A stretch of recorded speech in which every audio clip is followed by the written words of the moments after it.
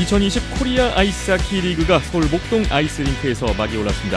후원사와 함께하는 온더스포츠의 중계시청 후기 그리고 인증샷 이벤트는 계속됩니다.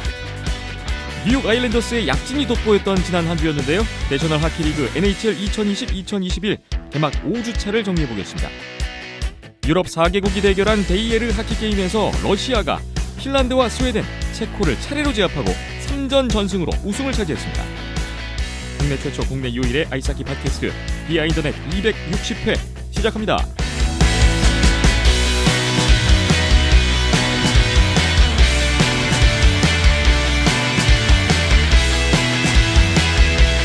비하인더넷 260회 출발했습니다. 오늘 2월 18일 목요일 오후에 녹음을 하고 있습니다. 안녕하세요. 저는 김태범이고요. 오늘 이현섭 기자와 함께하겠습니다. 안녕하세요. 안녕하세요. 박김전 PD가 부재 중입니다. 다시 한번 저희 둘이 오늘 함께하게 됐고요. 박김전 PD가 현재 2020 코리아 아이스하키 리그 중계 방송 관계로 서울 목동 아이스링크 현장에 나가 있고요. 오늘 또 부득이하게 이현숙 기자와 저 둘이서 진행하게 됐다는 점 참고의 말씀 드리겠고요. 그러다 보니까 역시 오늘도 카메라 없이 비디오는 없이 오디오로만 나가고 있다는 점 여러분 양해 구하겠습니다. 이따가 박김전 PD 목동 아이스링크 전화 연결 준비되어 있거든요.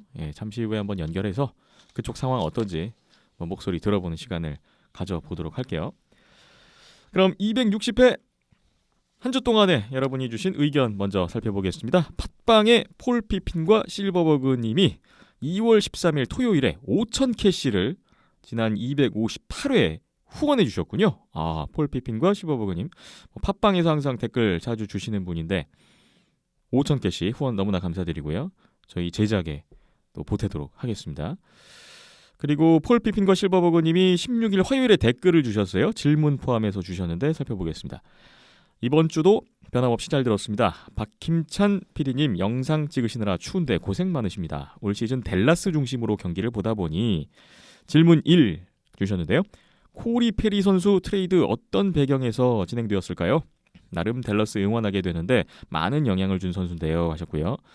질문 두 번째 질문 타이 딜란드리 이렇게 읽는 게 맞는지 모르겠습니다만 10번 선수 소개 부탁드려도 될까요? 신인급 선수라 2018년 1라운드 13번 픽이라는 것밖에 아는 게 없네요. 댈러스도 초반 승승장구하더니 요즘 많이 지는 것 같습니다. 두 번째 질문 주셨고요. 질문 3, 세 번째 질문 또 있네요. 타일러 스웨긴 선수 언제 복귀할 수 있을까요? 다시 추워지는 날씨에 세 분 모두 건강하시길 기원합니다. 라는 댓글을 주셨습니다. 네, 저희 고생한다고 인사 말씀 주셨는데 감사드리고요. 댈러스를 응원하고 계신다고 하셨죠? 세 가지 질문을 주셨는데 먼저 코리 페리 선수 이제 폴 피핀과 실버버그님이 애너하임을 좀 가장 좋아하시는 걸로 알고 있는데 코리 페리 선수가 애너하임에서 데뷔해서 오랜 기간 뛰다가 지난 시즌에 댈러스로 이적을 했었고 올 시즌에는 다시 몬트리올로 이적을 했어요. 코리 페리 선수가 댈러스를 떠나게 된 배경에 대해서 좀 질문을 주신 것 같은데요. 재계약 그냥 안 했습니다. 그냥 팀 입장에서 이제 아주 작년에 드문드문 이제 베테랑의 활약을 좀 보여주는 장면이 있었지만은 전반적인 모습을 놓고 봤을 때는 그래도 기대한 느낌의 활약은 아니었어요. 예. 그러니까 진짜 막 함라인이나 이런 데서 플레이오프 때는 괜찮았지만 전반적으로 봤을 때 진짜 이 만족스러운 활약이냐 하면은 사실 그 정도는 아니었단 말이에요. 그렇기 때문에 이게 보니까 성적이 5골 16어시스트니까 그렇게 좋지 않았습니다. 예. 그렇기 때문에 그냥 재계약을 안 한 거죠. 그래서 그냥 자유계약 상황에서 몬트리올로 이랑 1년 계약이 된 거고 지금 이제 댈러스에는 밑에서 치고 오는 어린 이제 그 친구들이 좀 됩니다. 괜찮은 친구들이 꽤 많아요. 그런 부분도 이제 페리 선수가 재계약을 안 한 배경이라고 저는 생각을 합니다. 그 중에 한 명이 이제 타이 델란드레아 선수라고 할 수가 있는데. 예. 두 번째 질문 바로 답변으로 이어가 볼까요, 그럼? 예. 이 선수는 이제 20살 된 선수고요. 만으로 이제 전반적으로 활동량이라든가 득점에서도 생각보다 좀 두각을 드러낼 수 있는 투웨이 포워드라고 저는 생각하시면 될 것 같습니다. 예. 네, 이런 느낌의 선수가 꽤 있죠. 이제 댈런스에. 제이슨 디킨슨, 델런드레아, 그 다음에 제이슨 로버트슨이라든지 이런 선수들이 괜찮아요. 다 이제 이런 어린 선수들이 있고 그 다음에 지금 이미 자리 잡은 로페 힌츠 그리고 데니스 구리아노프 이런 선수들도 있기 때문에 지금 의외로 생각보다 굉장히 전력 개편이 잘 되고 있는 댈러스입니다. 그러니까 네. 좀 노장 자원들이 전반적인 주축이고 지금 세긴이랑 벤이 전성기 이제 끝 무렵 가고 있는 상황에서 이제 전성기 이제 접어들 만한 선수들이 치고 올라오는 상황이기 때문에 생각보다 댈러스가 괜찮은 상황이고요.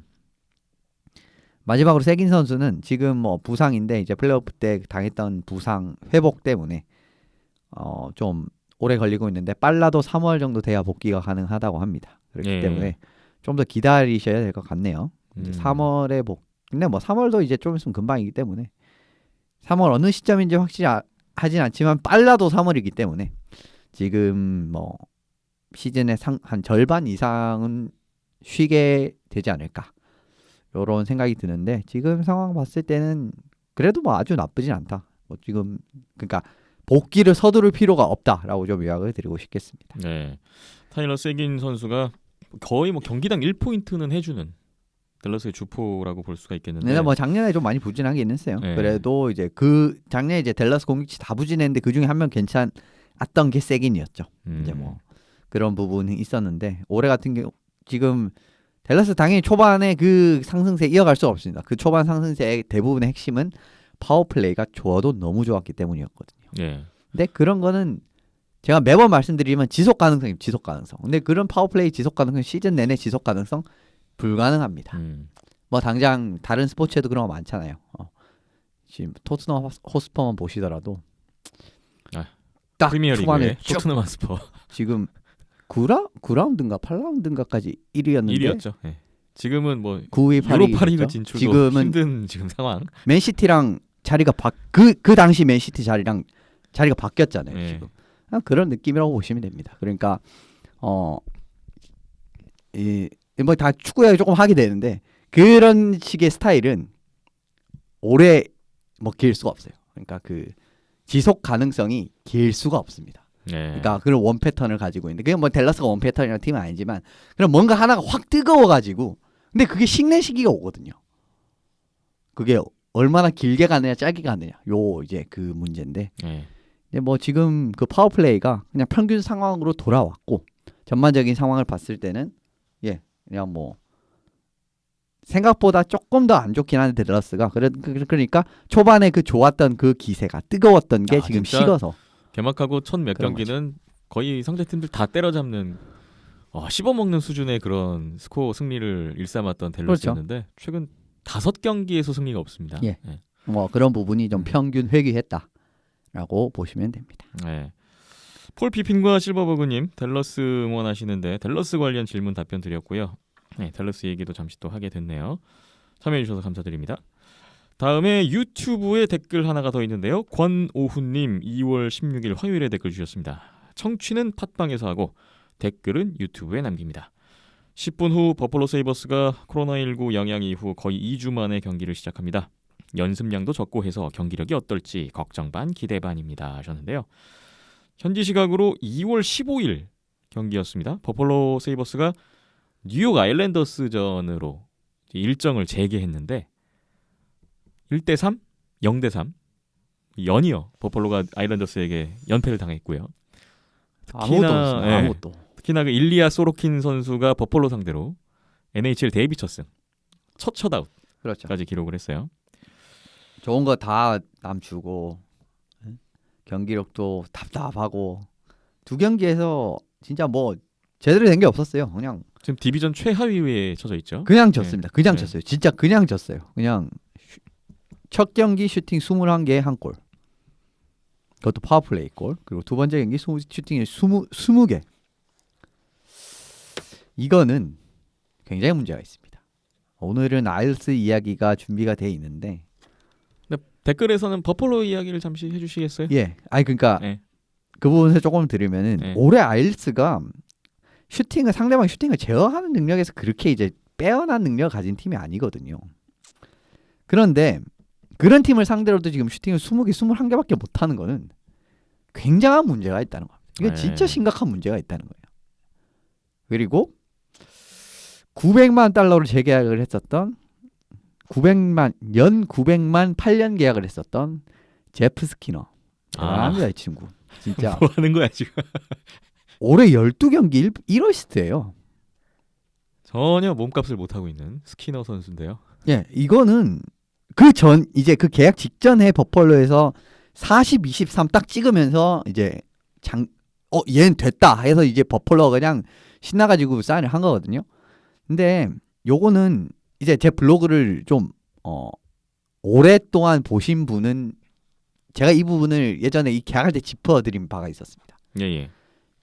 이 선수가 굉장히 뜨겁게 쭉 가다가 후반기 아니면 특정 시점 딱 지난 이후에는 거의 골이 없었단 말이에요. 그렇기 때문에 이 계약은 진짜 위험할 가능성도 있다라고 했는데 그냥 불길하게도 그게 딱 맞아 들어갔습니다. 예. 그 다음 시즌에 작년에 계약 첫 해였거든요. 14골 9어시스트예요. 그 전에 40, 24만 친구가. 아하. 그러니까 이게 속으면 안 됩니다. 이런 걸. 그러니까 그 전까지 사실 스키너가 쭉 뭐 한 진짜 잘 되는 시즌은 40골 가까이 가고 30골 막 찍은 시즌도 있고 이러는데 그 해 모습만 딱 당장 딱 보더라도 불안한 요소가 있었단 말이에요. 근데 그거를 그냥 버펄러가 덥석 물어버렸습니다. 예. 그러면서 이게 지금 계약 올해 2년째인데 올해 포함해서 지금 7년이 남았거든요. 6년 반이 남았습니다. 6년 반이. 이 셀러리 캡은 어떻게 할 것인가? 못 옮깁니다 이거. 버펄러가 한 절반 이상 부담하지 않는 이상 못 옮겨요. 예. 그리고 NMC까지 붙었어요. 이동 거부 조항까지 붙었습니다. 아. 선수 이동 거부할 수가 있어요. 마이너가 못 보냅니다. 이동 금지 조항. 스키너가 원하지 않으면, 동의하지 않으면 이거는 정말로 참 골치가 아플 수밖에 없고 장기. 잘하는 수밖에 없네요. 계속 이 상태면 진짜 짐이네요, 짐. 그렇죠. 근데 완전 짐이기 때문에 아무튼 지금 버펄로가 이것도 저것도 안 되고 진짜 올해는 막 이런저런 베테랑까지 끌어 모아가지고 뭔가 해볼라는 딱 움직임을 보이는데도 레인저스보다 아래다? 레인저스나 뉴저지 같은 경우에는 미래라도 있습니다. 이 친구들은. 그렇죠. 예. 뉴저지도 당장 젊은 친구들이 많고 올해 또 뉴저지는 경기를 보시면은 굉장히 이제 뭐 좀 안 보였던 친구들이 쭉 올라오면서 괜찮은 활약 이제 린디러프 감독이 좀 팀을 좀 젊은 친구들한테 기회 많이 주고 이런 모습이 더 보인단 말이에요. 예. 근데 그리고 레인저스는 뭐 두말할 필요 없이 지금 뭐 1번 픽, 2번 픽 이런 뭐 쭉 끌어모으면서 미래에 대한 준비가 쫙 돼 있습니다. 근데 버플은 그런 것도 없어요. 달리만 믿고 가야 됩니다. 달린 올로프손 정도인가요? 그다음에 리스톨라인에는 저는 말씀드렸지만 저는 썩 그렇게 이 친구는 못 믿었다라고 여기는 친구이기 때문에 아이클, 라인하트 그 괜찮은 친구들은 있는데 그리고 뭐 미트리스테트도 지금 생각보다 너무 자리를 못 잡죠. 예. 이 친구가 그 WJC 월드 주니어 챔피언십 MVP 출신일 겁니다. 아마. 기억납니다. 예. 예. 근데 저희 뭐 비하인드 넷에서도 이야기했었던 거고요. 전혀 자리를 못 잡고 있습니다. 참 이런 게 지금 버펄로가 안타깝고 그리고 골문도 사실 허턴 기세 좋게 데려왔는데 참 실패했죠. 이 영입도. 이런 부분도 참 전반적으로 뭔가 빵빵 지르긴 하는데 그게 성공하는 게 잘 없어요. 버펄로가. 그게 문제고 좀 수습을 잘 해야 될 텐데 올 시즌은 지금 뭔가 반등의 계기도 만들 수 있을지 잘 모르겠어요. 지금까지 경기로 보면은. 네. 건호님이 버펄로를 응원하시는 것 같은데, 뭐 제가 위로의 말씀을 한마디 드리자면, 저는 좀 복귀전인데 운이 없지 않았나. 그러니까 상대가 최근에 한참 기세가 좋은 뉴욕 아일랜더스를 만나서 좀 그런 부분은 좀 운이 없지 않았나. 좀 그런 생각도 했어요. 네, 그런 부분은 이제 한창 좋은 팀을 만나서 그렇긴 한데. 예, 근데 그걸 감안을 하고 봐도 경기력이 안 좋았다는 거죠. 올해는 진짜 버펄로가 생각보다 좀 더 안 좋습니다. 그러니까 사실은 작년보다는 조금 좋아지겠지라고 생각은 했었거든요. 근데 좋아지긴커녕 지금 더 안 좋아진 느낌이라 좀 하시는 분들은 참 진짜 머리가 아프겠다. 좀 어디부터 지금 손을 대야 될지도 모르겠거든요. 진짜 뭔가 미래를 보는 팀은 뭔가 팔고 이제 쭉 지금 오타는 벌써 팔기 시작했잖아요. 그런 움직임 가져가. 근데 이건 사실 지금 버펄러가 그런 움직임 가져가기 좀 애매하단 말이에요. 지금 전반적인 스쿼드 자체가. 예. 그런 부분을 봐도 참 입장이 난처합니다. 난처합니다. 예, 진짜 난처합니다. 지금 이 팀은 어디부터 손을 대야 될지 지금 감이 안 잡힐 정도로 와 진짜 어렵네요. 안타깝네요. 권호우님 댓글까지 이렇게 일단 말씀을 나눴고 오늘 댓글 수가 적다 보니까 좀 더 자세하게 답변도 드리고 했던 것 같아요. 참여해주신 두 분께 감사의 말씀 드리겠고요. 항상 기다리고 있습니다, 여러분. 댓글로 질문, 의견 많이 주시고요. 그리고 뭐 후원도 주시면 또 감사히 제작에 반영을 하겠습니다. 온더스포츠 유튜브 채널, 뭐 팟빵 등등에서 구독과 좋아요 많이 눌러주시고요. 또 다가올 한 주 동안에도 여러분의 목소리를 기다려보겠습니다. 참여해주신 분들 대단히 고맙습니다. 통토로동통 신통 통토로동통통 신통 한 마리 가격으로 두 마리 치킨 동네에서 가장 맛있어하는 우리는 신통치킨. 비하인드넷 260회 오늘은 첫 번째 소식으로 국내 소식부터 출발을 해보겠습니다.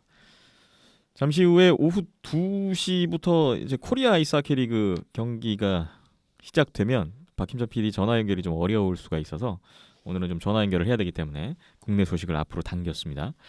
2020 코리아 아이스하키 리그가 서울 목동 아이스링크에서 시작됐습니다. 2월 17일부터 2월 23일까지 일주일간의 일정으로 진행이 되고 있고요. 안양한라와 하이원, 광운대학교, 대명킬러웨일즈 총 4팀이 참가를 해서 팀당 3경기씩 가지는 일정. 어제부터 출발했습니다. 어제 17일 수요일에 광운대와 안양한라의 개막전이 있었죠. 사회적 거리두기 단계 하향 조정이 됐죠. 그래서 2월 19일 금요일 경기부터 사전 신청 등록한 선착순 500명에 한해서 관중 입장이 가능해졌습니다. 관람을 희망하시는 분들께서는 대한아이스하키협회 홈페이지나 각 참가 팀들의 SNS 공지를 참고하시면 되겠고요. 자세한 경기 일정도 그쪽에서 참고를 하시면 될 것 같습니다.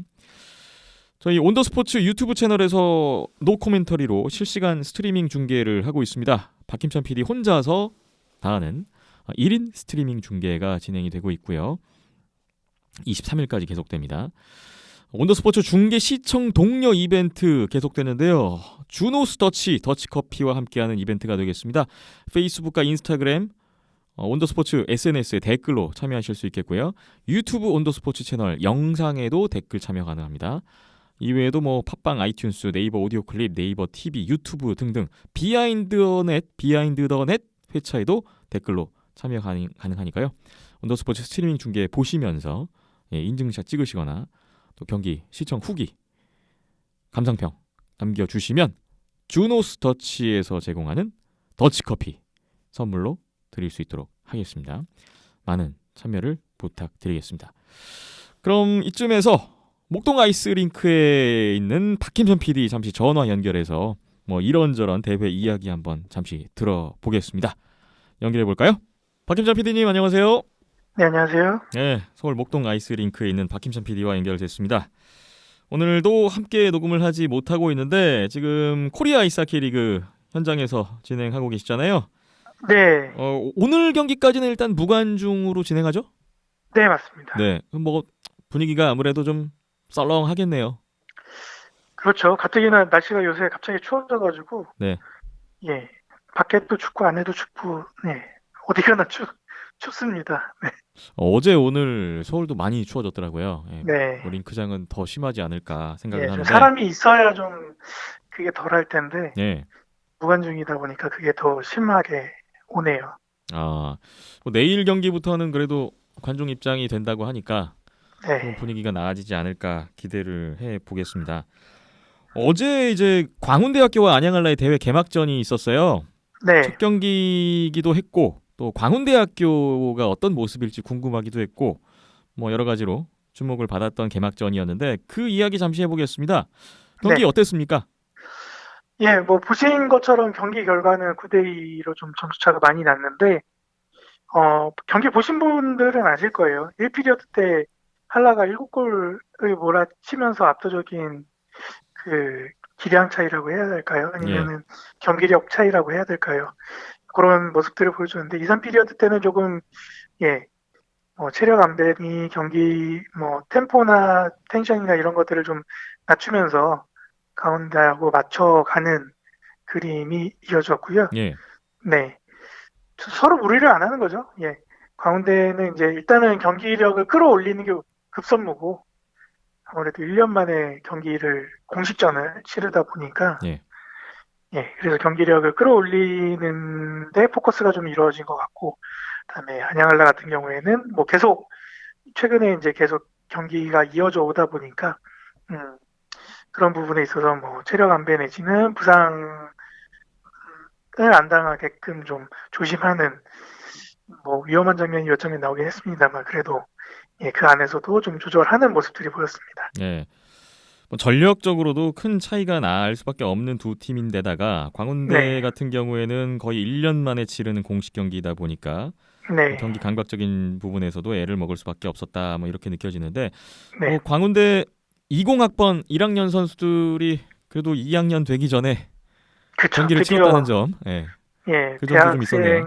대학생으로서 이제 데뷔 전이었죠. 데뷔 무대를 이제서야 갖게 됐었고 4학년 선수들은 한 경기도 못 해보고 그냥 졸업할 뻔했는데 졸업식이 다음 주인가 그렇더라고요. 그래서 네, 졸업을 앞두고 또 유정의 미를 거둘 수 있는 대학 무대에서 그런 그런 대회가 되지 않나 싶습니다. 네. 1피리어드에 뭐 안양알라가 7골을 넣었으니까 거기서 이미 뭐 승부는 끝난 걸로 봤고요. 네. 근데 그 이후에는 이제 생각보다 앞선 1피리어드보다 많은 골이 나오진 않았는데 어제 양 팀의 좀 골리들이 좀 주목을 받았던 것 같아요. 그렇죠. 일단 광운대학교의 배상원 골리의 활약이 괜찮았다고요. 뭐 9골을 먹었는데 괜찮았다라고 하기는 좀 그렇고요. 예. 네, 근데 이제 지금 광운대 골리가 2명밖에 없더라고요. 네네. 그래서 지금 3학년 배상원 골리가 이제 선발로 나와서 풀타임 출전을 했는데 1피리어드 때 정말 너무 오랜만에 게임을 하다 보니까 전혀 경기 감각이 살아나지 않은 상황에서 정신없이 두들겨 맞고 7골을 실점하는 그런 모습이 연출됐는데 그래도 2피리어드 때부터는 재차 이제 본인의 기량이나 경기 감각이 조금씩은 돌아오는 것 같더라고요. 그래서 뭐 보신 분들은 아시겠지만 2피리어드 때 뭐 단독 찬스라던가 또 2대0 찬스라던가 그런 부분에서도 좀 선방하는 모습들을 보여주면서 확실히 젊은 선수들이 그 경기 감각을 되찾는 데는 빠르구나라는 거를 또 확인할 수 있었고 뭐 광운대에도 좋은 골리가 있구나라는 걸 또 확인할 수 있었던 경기였고요. 네네. 안양알라 같은 경우에는 황현웅 골리가 처음으로 이번 시즌 안 나왔습니다. 처음으로 엔트리에서 빠졌고 대신에 그동안 출전하지 못했던 심현석 골리하고 김영찬 골리가 엔트리에 이름을 올렸고 딱 반반씩 뛰었습니다. 1피리어드 선발 골리로는 심현석 골리가 나왔고 그다음에 2피리어드 중반부터는 김영찬 골리가 교체 투입돼서 남은 시간을 소화를 했는데요. 또 사이좋게 1실점씩 했죠. 네네. 네. 근데 이제 요게 어떻게 보면은 이 선수들도 지금 1년 넘게 공식전이 없었던 선수들이었거든요. 제가 보니까 심연섭 선수는 안양알라 입단 후에 첫 경기였는데 그게 1년 4개월 만에 나온 경기였고 그렇죠. 김영찬 선수는 작년 2월에 U20 세계 선수권 이후로 1년 만에 나온 거더라고요. 네, 맞습니다. 그렇다 보니까 뭐 이 두 선수도 똑같은 것 같아요.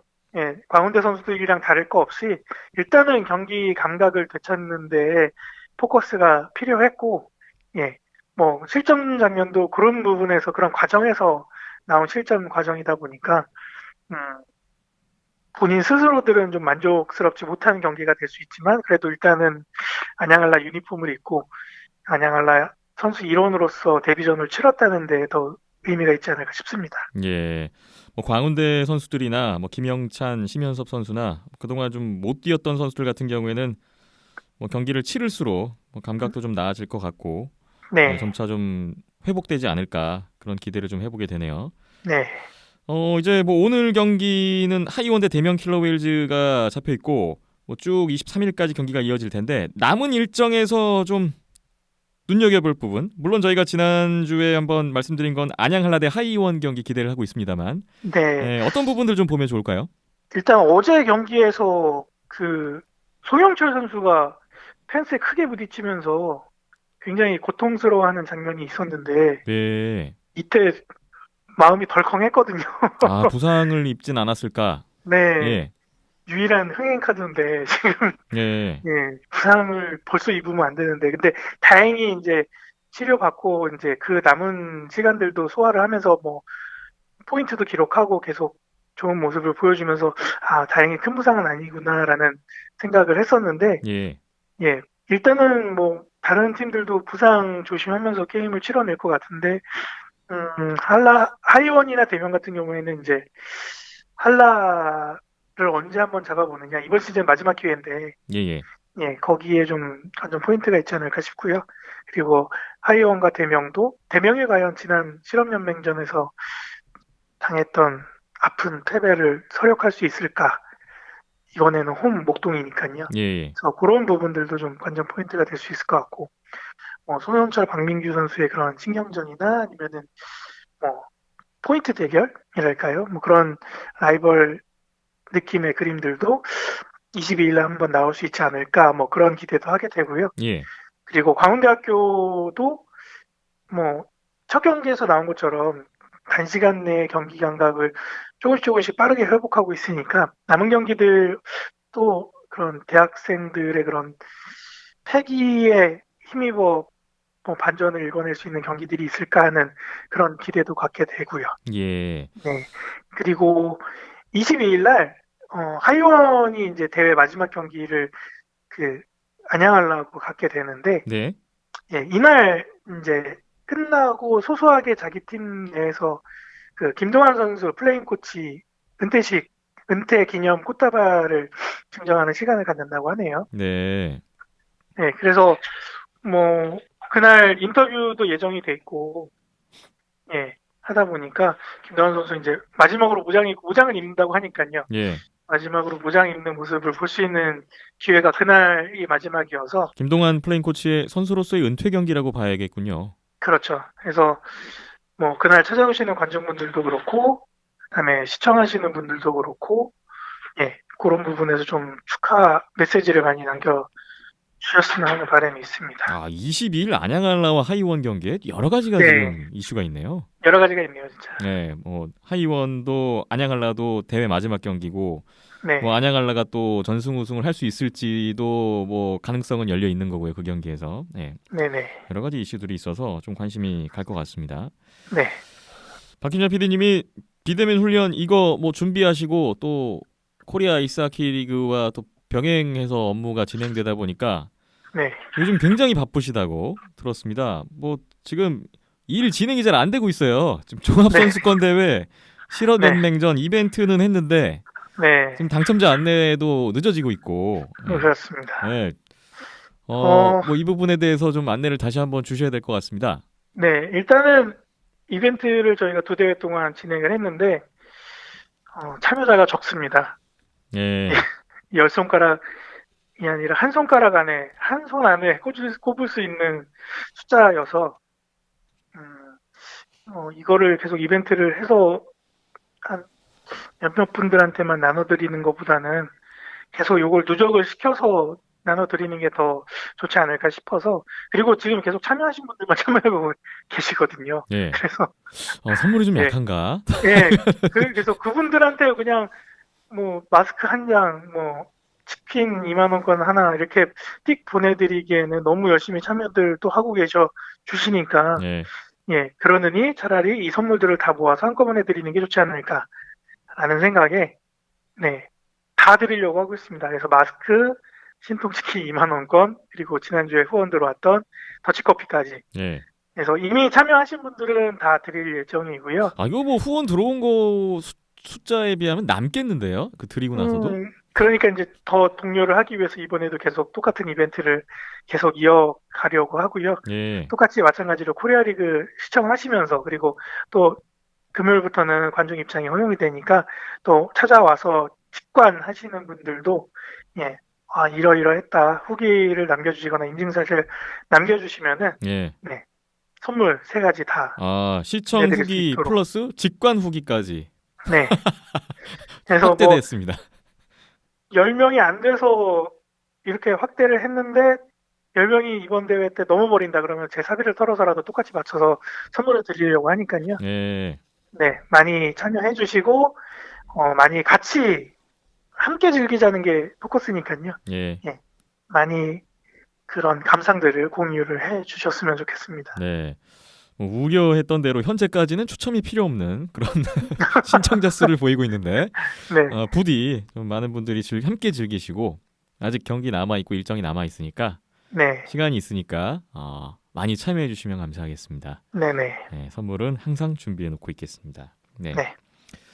박김자 PD님 뭐 바로 잠시 후에 또 다음 경기 들어가셔야 되니까 이만 보내드리겠습니다. 일주일 일정 네네. 건강하게 마무리 잘하시고요. 네, 어차피 편집은 제가 하니까요. 네. 예, 빨리 편집해서 잘 올려두도록 하겠습니다. 네, 오늘도 고생하세요. 네, 감사합니다. 닭다리 잡고 뜯어 닭고기 먹고 닭다리 잡고 뜯어 닭고기 먹고 신통한 비밀은 신통한 가격 우리는 신통치킨 신통한 신통치킨.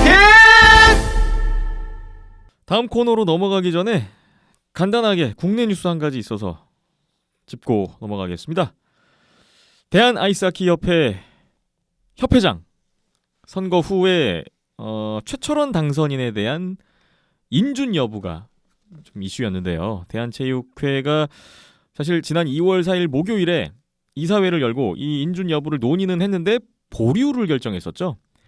대한체육회가 당시에 이기흥 대한체육회 회장에게 결정을 위임했었는데 그때 이기흥 회장이 이렇게 이야기를 했었습니다. 아이스하키 관계자들과 체육회 스포츠 공정위원들의 의견을 더 수렴해서 인준 여부를 최종 결정하겠다. 뭐 이렇게 이야기를 했었는데 이후 12일 만에 지난 2월 16일 화요일에 최종 입장 표명이 나왔습니다. 뭐 복수 언론사 보도를 통해서 이미 접하신 분들도 계실 것 같은데요. 대한체육회가 결국 2월 16일자로 최철원 당선인에 대한 회장 인준을 최종 거부했습니다. 대한아이스하키협회가 이제 대한체육회로부터 인준 불가 공문을 받았다고 하는데 결격 사유는 사회적 무리라고 합니다. 사회적 무리. 뭐 다들 아시겠지만 과거에 있었던 최철원 당선인의 그 불미스러운 폭행 사건을 의미하겠죠. 뭐 그것 때문에 최철원 당선인에 대한 인준에 대해서 반대 여론이 있었던 거고요. 뭐 그러다 보니까 대한체육회도 그동안 인준 허가에 대해서 적잖은 부담을 느꼈던 것으로 풀이가 됩니다. 뭐 일각에서는 최근에 불거진 프로배구 선수들의 학교 폭력 사건을 계기로 해서 체육계 폭력 근절해야 한다. 뭐 이런 여론 조성이 이번 인준 거부 결정에 영향을 미치지 않았겠느냐 뭐 하는 얘기도 있더라고요. 자, 이제 이후의 시나리오는 두 가지입니다. 최철원 당선인이 대한체육회 결정에 불복하고 대한체육회를 상대로 소송에 나서든지 아니면 최철원 당선인이 스스로 사퇴를 결정하든지. 사퇴할 경우에는 대한아이스하키협회가 회장 선거를 다시 치러야 합니다. 아마도 조만간 최철원 당선인의 인준 거부 이후에 선택, 입장 표명이 나올 것으로 전망이 되는데요. 아무튼 어떤 시나리오로 진행되든 대한아이스하키협회는 앞으로도 당분간 계속해서 협회장 없이 시간을 보내게 됐습니다.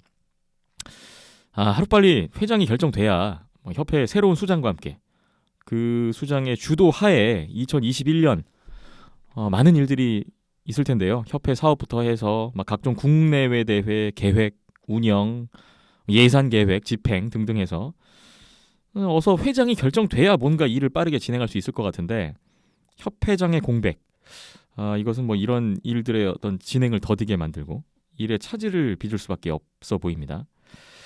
대한아이스하키협회 많은 하키인들, 하키 팬들 모두들 안타깝고 답답한 상황에 놓이게 된 것 같습니다. 모쪼록 조속히 이 문제가 좀 빨리 매듭지어지고 새로운 회장이 결정돼서 하키도 좀 다른 종목들처럼 새로운 회장과 함께 미래를 설계하고 그림을 그려나갈 수 있는 그런 날이 빨리 오기를 바라겠습니다. 비하인드넷 국내 소식 먼저 이렇게 정리를 해봤고요. 잠시 후에는 NHL 이야기 또 지난 한 주 어땠는지 풀어보겠습니다. 피곤할 때 K-러브 피부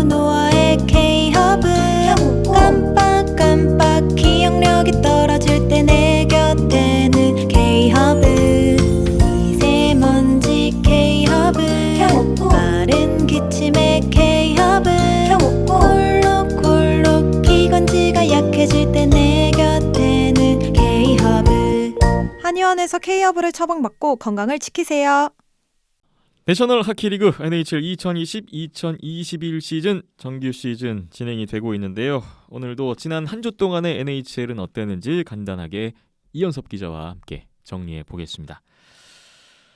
방금 들어온 뉴스인데 오늘 2월 18일 목요일 오후에 저희가 녹음을 하고 있는데 에드먼턴 오일러스의 코너 맥데이비드 선수가 위니펙전 지금 경기 진행 중인데요.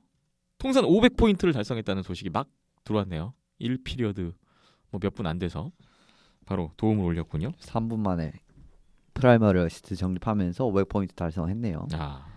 369경기째인데요. 벌써 500포인트. 대단합니다. 뭐 역대로 봐도 이제 손꼽히는 페이스인데 시드니 크로스비 선수와 거의 동급이 됐다고 오늘 뉴스가 방금 떠서 눈길을 끄네요. 자, 글쎄요. 그렇게 생각하지 않으시는 걸로. 저는 크로스비가 한참 동나이 때 위였다고 보기 때문에 네. 저 크로스비 별로 좋아하진 않지만 네. 제가 이제 그 잘 아시겠지만 크로스비 선수의 라이벌 팀의 팬이기 때문에 네. 그리고 저는 크로스비 오베치킨 조금 더 좋아합니다. 그렇기 때문에 솔직히 별로 안 좋아하는 선수지만은 이 선수의 실력은 뭐 최고죠. 지금 뭐 제가 생각엔 지금도 충분히 훌륭한 선수다. 나이가 많이 이제 들긴 했습니다만 그렇게 생각을 하고요. 지금 맥데이비드 선수가 몇 살이죠? 24살인가 그런 걸로 알고 있는데요. 23인가 24인가? 24살이죠. 네. 크로스비 선수 24살 때 컵 하나 땄었습니다. 결승전 한 번 갔고요. 그리고 그 결승전 상대는 당대 최강의 이제 거의 끝물이었지만은 이제 그 2000년대 후반까지는 그래 디트로이트가 굉장히 강호였기 때문에 그 디트로이트와 이 두 번을 붙어가지고 한 번을 우승을 했어요. 네. 그리고 그런 부분까지 그러니까 개인의 커리어를 놓고 봤을 때는 팀의 성적을 이제 링이 무조건 많다고 이 선수가 무조건 그 선수보다 뛰어나지 않지만은 요 선수가 거의 동급이나 비슷한 느낌의 활약을 하고 있는데 팀의 성적이 좋고 나쁘냐는 의미가 있습니다. 그 부분에서 좀 많은 차이를 보이고 있는 거고요. 많은 차이죠. 네. 아주 많은 차이죠. 그러니까 지금 그렇다고 해서 뭐 맥데이비드가 크로스비 말킨 있었잖아 하실 수 있잖아요. 근데 맥데이비드 누구 있습니까? 드라이자이트 있죠. 그렇습니다. 근데 네. 지금 많이 차이가 나죠. 네. 그러니까 통산 500포인트에 도달한 이 경기 수로서는 거의 똑같은데 그 외에 많은 이면에서 시드니 크로스비와 코너 맥데이비드는 좀 차이가 난다라는 이현섭 기자님의 견해로 받아들여야 될 것 같습니다. 네. 뭐 NHL 이야기 시작하면서 방금 이렇게 또 뉴스가 떠서 이야기를 나눠봤고요. 오늘도 각 디비전별로 지난 한 주 정리를 좀 해봐야 되는데 첫 번째 디비전부터 출발해 보겠습니다. 스코샤 노스 디비전 보겠습니다. 캐나다 디비전인데요. 스코샤 노스 디비전 지난 한 주 눈에 띄는 일들을 좀 보니까 토론토가 오타와에게 충격적인 역전패를 한번 당했었죠. 5대1로 앞서던 경기를 뒤집히는 오타와로서는 정말 올 시즌의 경기 뭐 진짜 기억에 남을 역전승을 거뒀고 시즌 첫 연승을 기록했던 오타와 세너터스였어요. 뭐 토론토가 그래도 앞서 했었던 몬트리올과의 2연전에서 1승 1패 했고요. 뭐 거리는 유지하면서 선두 달리고 있네요. 오늘도 오타와 상대로 또 1승 챙겼고 지금 뭐 이 디비전 같은 경우에는 소화한 경기 수는 각 팀들마다 조금씩 다른데 뭐 거의 승점 획득률 순서대로 승점 순이 그대로 나타나고 있는 것 같습니다. 이제 뭐 경기 네. 숫자가 사실 누적이 되면은 이 승점 획득률대로 사실 순위가 쌓일 수밖에 없는 게 당연합니다. 네. 그런 부분으로 가고 있는데 토론토는 사실은 몬트리올전도 그렇고 오타와전도 그렇고 다 잡을 수가 있었어요. 근데 그냥 고질적인 문제점이 드러나고 있죠. 이제 그 몬트리올전도 마지막 결승골 장면에서 매슈스가 네트 뒤에서 설렁설렁 넘기다가 의외로 그게 조명이 별로 안 되는데 그 당장 그 경기를 보고 있는 애널리스트들도 그 메시스의 그 느슨한 플레이를 지적하는 분이 별로 없었어요. 좀 놀라웠는데 굉장히 느슨하게 라일리한테 약 그 커뮤니케이션이 그렇게 크게 되지도 않은 상황에서 대충 퍽이 전달이 됐는데 그게 이제 보드를 타고 쭉 들어가가지고 결승골이 됐고, 그러니까 몬트리올 결승골의 빌미가 됐고, 오타와전도 마지막 3대3 상황에서 그 네트 안쪽으로 들어와가지고 원타임을 칠 거라고 쭉 손 뻗고 있다가 슛이 막혀서 역습상에 났는데도 불구하고 가만히 서 있었거든요. 한동안 한 몇 초 서 있다가 그냥 그 다도노프 선수한테 역전 얻어맞고 졌단 말이에요. 백체크가 그러니까 빠르게 이루어지지 않는다라는 거죠. 그러니까 이제 자신의 지역에서 그런 식으로 느슨하게 플레이를 하면은 토론토는 결과적으로 올해 노스 디비전에서 어떤 성적을 내든 간에 이런 고질적인 문제가 해결되지 않고서는 컵 도전 불가능합니다. 그런 부분도 있고, 수비 안정감적인 부분에서 솔직히 말씀드리면 라일리 브로디도 생각보다 그렇게 무게감이 좋지는 못하죠. 그런 부분까지 지금 다 더해지고 있기 때문에 참 토론토는 참 글쎄요. 지금 1위지만은 좀 1위답지 않은 1위이지 않나. 네. 저는 좀 그렇게 보고 있습니다. 이제 약점이 좀 극명한데. 그렇죠. 그러니까 고질적인 문제점이 올해도 해결이 안 되고 그냥 그대로 가고 있는 모습이 그대로 보여요. 그러니까 매년 봤던 그 토론토가 그냥 계속 나오고 있습니다.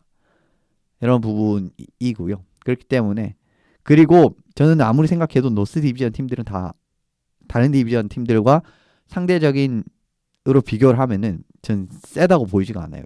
이 전체적으로요. 전반적인 전력이. 그런 부분까지 다 포함이 되면은 글쎄요. 물론 2라운드까지는 같은 디비전에서 붙기 때문에 좀 편하게 갈 수는 있겠습니다만은 어쨌든 토론토는 지금 1위에도 불구하고 좀 고질적인 문제가 해결되지 않는 모습이 오늘 지금 당장 보이고 있다라는 부분이 있고요. 예, 그 다음은 뭐 에드먼턴은 방금 잠깐 말씀을 드린 바가 있고, 캘거리가 저는 생각보다 올해 썩 경기력이 좋지가 못하라는 부분은 결과적으로 좀 득점력 같은 부분이 다소 그렇게 썩 이제 좀 못 믿어온 부분이 있습니다. 지금 15경기에 44득점을 하고 있는데 조금 못 믿어요. 이런 부분이 득점 같은 부분이 조금 더 이제, 사실은 캘거리가 전반적으로 스케이팅도 이제 공격진에서 다 뛰어나고 공격 득점력이 좋은 윙어들이 많기 때문에 득점에서 이 고전할 팀이 아니거든요. 근데 지금 올해 같은 부분은 좀 공격 전개 같은 부분에서 좀 매끄럽지 못한 부분이 아직까지는 많이 나오고 있거든요. 그래서 썩 다른 팀 상대로 성적이 아주 그렇게 좋지 못하더라고요. 이제 밴쿠버만 귀신같이 때려잡고 나머지 팀들한테 그렇게, 지금 오타와랑은 아직 경기를 안 했는데 나머지 팀들한테는 뭐 썩 그렇게 경기력이 좋지 못했습니다. 뭐 거의 5할 같은 느낌인데 예, 생각보다 캘거리가 좀 못 치고 올라가는 부분이 저는 조금은 의외라고 할 수 있는, 조금 예상은 못하는 그런 그림이지 않았나 라는 생각이 듭니다. 네. 현재까지 보면 토론토, 몬트리올, 위니펙, 에드먼턴, 캘거리까지는 그래도 플레이오프 진출 가능권에서 그렇죠. 경쟁을 하고 있고, 밴쿠버와 오타와만 지금 좀 어려운, 뭐 그런 건 뭐 계속 시작부터 좀 계속 쭉 가고 있는 것 같습니다. 오늘 스코시아 노스 디비전에서 좀 더 이야기를 해봐야 될 팀은 위니펙 제츠입니다. 왜 그런고 하니 드디어 피에르 릭 디부아 선수가 위니펙 제츠 유니폼을 입고 지난주에 뛰었어요. 예. 뭐 이미 저기 잭 로슬로빅, 그다음에 파트리크 라이네는 뭐 콜럼버스에서 먼저 출발을 했고, 디부아 선수가 이제 위니펙에서 출발을 하게 됐는데, 근데 뭐 썩 좋진 않네요. 네. 그렇죠. 합류를 했습니다. 드디어 이제 격리해서 뭐 훈련도 했고 2월 9일부로 이제 경기를 출장을 했어요. 2라인 센터였습니다. 그러니까 1라인은 사실 샤이펄리랑 휠러를 뗀다고는 생각하기는 어려보고 그 라인은 그대로 가고, 2라인에서 엘레르스 선수랑 이제 그 코너 선수 이렇게 이제 둘 이렇게 윙어를 놓고 호흡을 맞췄는데 경기력 자체가 그렇게 썩 좋지는 못했어요. 예. 이게 지난 두 경기를 이제 보면은 15분, 평균 15분 정도 소화를 했습니다. 첫 경기 13분, 그다음 17분인가 그랬을 겁니다. 그런데 포인트를 올리지 못했습니다. 예. 그리고 페이스오프 같은 부분 어떻게 보면은 좀 센터는 확실히 페이스오프 같은 부분이 중요하기 때문에 이제 이런 부분에서 기여를 하는 것도 중요한데 25개 중 10개밖에 못 떴어요. 예. 전반적으로 좀 경기력이 그렇게 썩 좋지는 못했죠. 그래서 콜럼버스에서 진짜 완전히 1라인에서 종횡무진 활약하고 이 공격 지역, 수비 지역, 수비 지역 진짜 엘리트 투웨이 센터의 진짜 전형적인 루트를 걷고 있던 그 모습은 전혀 지금 위니펙에서 나오고 있지 않다. 첫 두 경기는 뭐 전혀 어울리지 않는 모습이었는데요. 그렇습니다. 뭐 많이 쉬긴 했어요. 일단. 좀 많이 쉬었죠. 예. 예, 그런 부분이 있긴 합니다만은 그래도 훈련을 안 한 것도 아니고 그리고 팀 훈련을 이제 참가를 하고 난 뒤에 복귀를 한 거기 때문에 조금은 사실은 더 좋은 경기력이 나와야만 하는 상황이었거든요. 예. 그런 부분에서 지금 힘을 실어주지 못했다라는 거는 많이 아쉽죠. 물론 이제 선수 유동적으로 가는 측면에서는 1라인에 샤이펄리, 2라인에 디브와 3라인에 이제 스테스니 선수를 또 윙어로도 활용을 하더라고요. 예. 지금 모리스 감독이 그런 느낌으로 이제 유동적인 측면에서는 이제 디브와의 이제 확실히 영입 자체에 효과 자체가 없었다라고는 보기는 어려운데 기대한 게 있잖아요, 우리가. 그러니까 어느 정도의 수준 이상은 센터 원투펀치가 더 세지고 이러면은 진짜 야 센터의 깊이 진에서는 여기 대적할 만한 팀이 좀 올해 이제 터베리스 선수가 조금 부진하기 때문에 토론토도 이제 매슈스 터베리스지만 터베리스 좀 부족하고 몬트리올은 사실은 좀 센터의 슈퍼스타성보다는 투웨이성 어느 팀의 라인과 매치할 수 있는 그런 부분에 강점이 있는 거고 에드먼턴 정도밖에 지금 위니펙의 센터진에 대응할 만한 이 디비전 내에서는 예. 팀이 없지 않나? 라는 생각이 들 정도였는데 첫 두 경기에서 디브와는 전혀 그런 기대치를 충족하지 못했다라는 예. 부분이 좀 눈에 띄었습니다. 실망스러운 그 위니펙에서의 첫 두 경기였는데 근데 지금 문제는 두 경기 뛰고 바로 부상을 그렇습니다. 입었어요. 예. 아하. 이게 더 문제죠, 사실은. 더 문제입니다. 이게 지금은 부상 때문에 오늘 경기도 지금 출장을 못했습니다. 지금 현재 펼쳐지고 있는 에드먼턴전도 출장을 못했거든요. 예. 잘 하다가 뭔가 조금 부상을 당하면 모르겠는데 이게 오자마자 또 부상을 당해버렸어요. 이게 어느 정도 길지는 아직까지는 또 알 수가 없습니다. 그러니까 당장 그 다음 경기 복귀를 할 수도 있는데 조금 더 길어질 가능성도 있는데 참 이 공들여서 데려왔는데 첫 두 경기 그렇게 안 좋고 물론 이제 첫 경기로 모든 걸 판단하기는 할 수는 없습니다만은 기대한 게 있잖아요. 기대한 게. 그렇죠. 그리고 반대급부로 넘어간 선수들이 지금 잘하고 있어요. 콜럼버스의 두 선수는 이미 팀에 기여를 하고 있습니다. 로슬로빅 너무 잘하고 로슬로빅 출장 기회 딱 부여를 하니까 1라인급 득점 능력 나오고 있고 라인에도 좀 시끌시끌하긴 했지만은 굉장히 팀 내에서 잠시 수습을 한 것 같아요. 그러면서 지금 1라인 윙어입니다. 라인에도. 그러면서 또 경기력이 많이 올라왔고 요즘 뭐 드문드문 포인트 기여가 있는데 자주 이제 포인트 기여를 하는 모습 보이고 있는데 이런 이제 게 있으니까 더 좀 부각이 될 수밖에 없죠, 사실은. 예, 그런 부분이 좀 많이 아쉽고 사실 위니펙이 지금 조금만 더 잘하면은 지금 위치에서 올라갈 수가 있거든요. 더 올라갈 수가 있습니다. 예. 몬트롤 제낄 가능성도 있는 팀이고 예, 근데 지금은 예 말씀드리고 싶은 거는 결과적으로는 기대만큼의 모습이 첫 두 경기와 부상까지 겹쳤기 때문에 나오고 있지 못한 상황이다 라고 요약을 드리겠습니다. 다시 한번 말씀드리지만 이번 시즌은 단축 시즌이고 짧습니다. 뭐 오늘 경기 빼면 위니펙 정규 시즌 이제 40경기 남은 건데. 그렇죠. 그리고 격리 네. 때문에 또 그 쉰 기간이 있죠. 네. 뭐 어쩌록 위니펙으로서는 공들여 데려온 디부아가 빨리 좀 회복을 해서 폼을 찾아서 좀 팀에 기여를 하는 모습이 좀 나와야 될 것 같고 뭐 그렇게만 된다면 뭐 말씀 주신 대로 지금 뭐 몬트리올, 토론토도 잡을 수 있는 충분히 넘어설 수 있는 가능합니다. 이 디비전의 강자가 될 수 있는 어떤 전력은 있는 팀이니까 뭐 그 부분을 좀 기대를 해봐야 될 것 같네요. 오늘 위니펙 에드먼턴전이 지금 진행이 되고 있는데 지금 디비전 3, 4위 대결이군요. 뭐 여기에 오늘 캘거리도 밴쿠버랑 경기가 있으니까 3, 4, 5위 중위권 순위에 좀 변동이 있을 수도 있을 것 같고 뭐 위니펙으로서는 에드먼턴전 끝나면 밴쿠버와의 2연전 뭔가 또 승점을 챙길 수 있는 기회로도 여겨질 수도 있을 것 같습니다. 근데 또 밴쿠버가 그렇다고 해서 만만하게 보고 들어가면은 물리는 팀이거든요. 예. 그래서 물린 게 지난 경기에 얘네들이 물렸단 말이에요.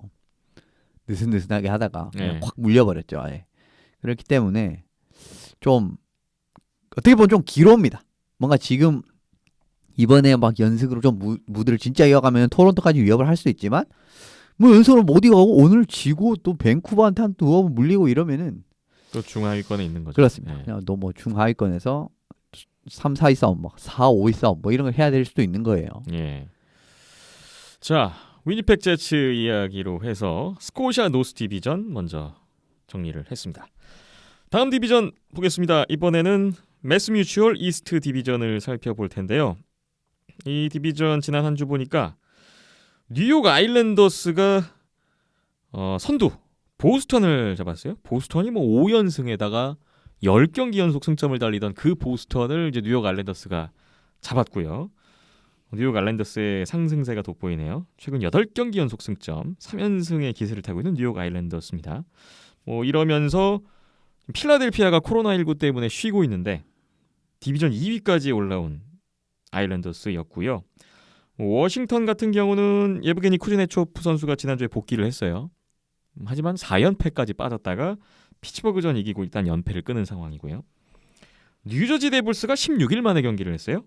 2월에 첫 경기를 이제야 치렀던 지난주였는데 그래도 뭐 뉴욕 레인저스에게 승리하면서 복귀를 했습니다. 지금 이 이스트 디비전 같은 경우에는 승점 획득률 6할 이상 팀이 5팀이나 됩니다. 그러니까 그 정도로 좀 상위권이 좀 촘촘한, 좀 타이트한 그런 지금 순위표를 보여주고 있네요. 예, 뭐 보스턴은 여전히 사실은 강팀이라고 봐야 됩니다. 전반적인 지표 자체가 한번 지긴 했습니다만은 전반적인 경기력 자체는 진짜 좋습니다. 그래서 뭐 네. 최근 10경기에 8-1-1이죠. 8승 1패 1연장패. 뭐 그냥 뭐 두말할 필요가 없는 지금 이스트 디비전에서 제일 강한 팀이라고 할 수 있을 것 같고요. 예.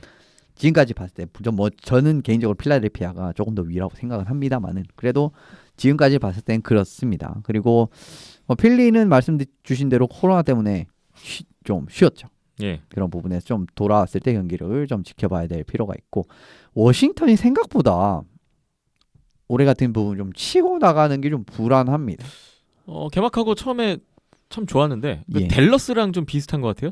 그렇죠. 첫 몇 경기 진짜 좋았는데 많이 꺾였습니다. 요즘 보면. 경기력이 좀 안정적이지 못해요. 그러니까 진짜 확 불이 붙었을 때는 막 진짜 아일스전처럼 막 확 골을 몰아쳐놓고 몰아쳐치면서 그냥 이기는 경기가 있는데 진짜 불안불안 이거 뭐 어영부영 하다가 따라잡히고 뭐 연장이나 슈다거 지고 뭐 이런 경기도 상당히 많거든요. 예. 워싱턴이.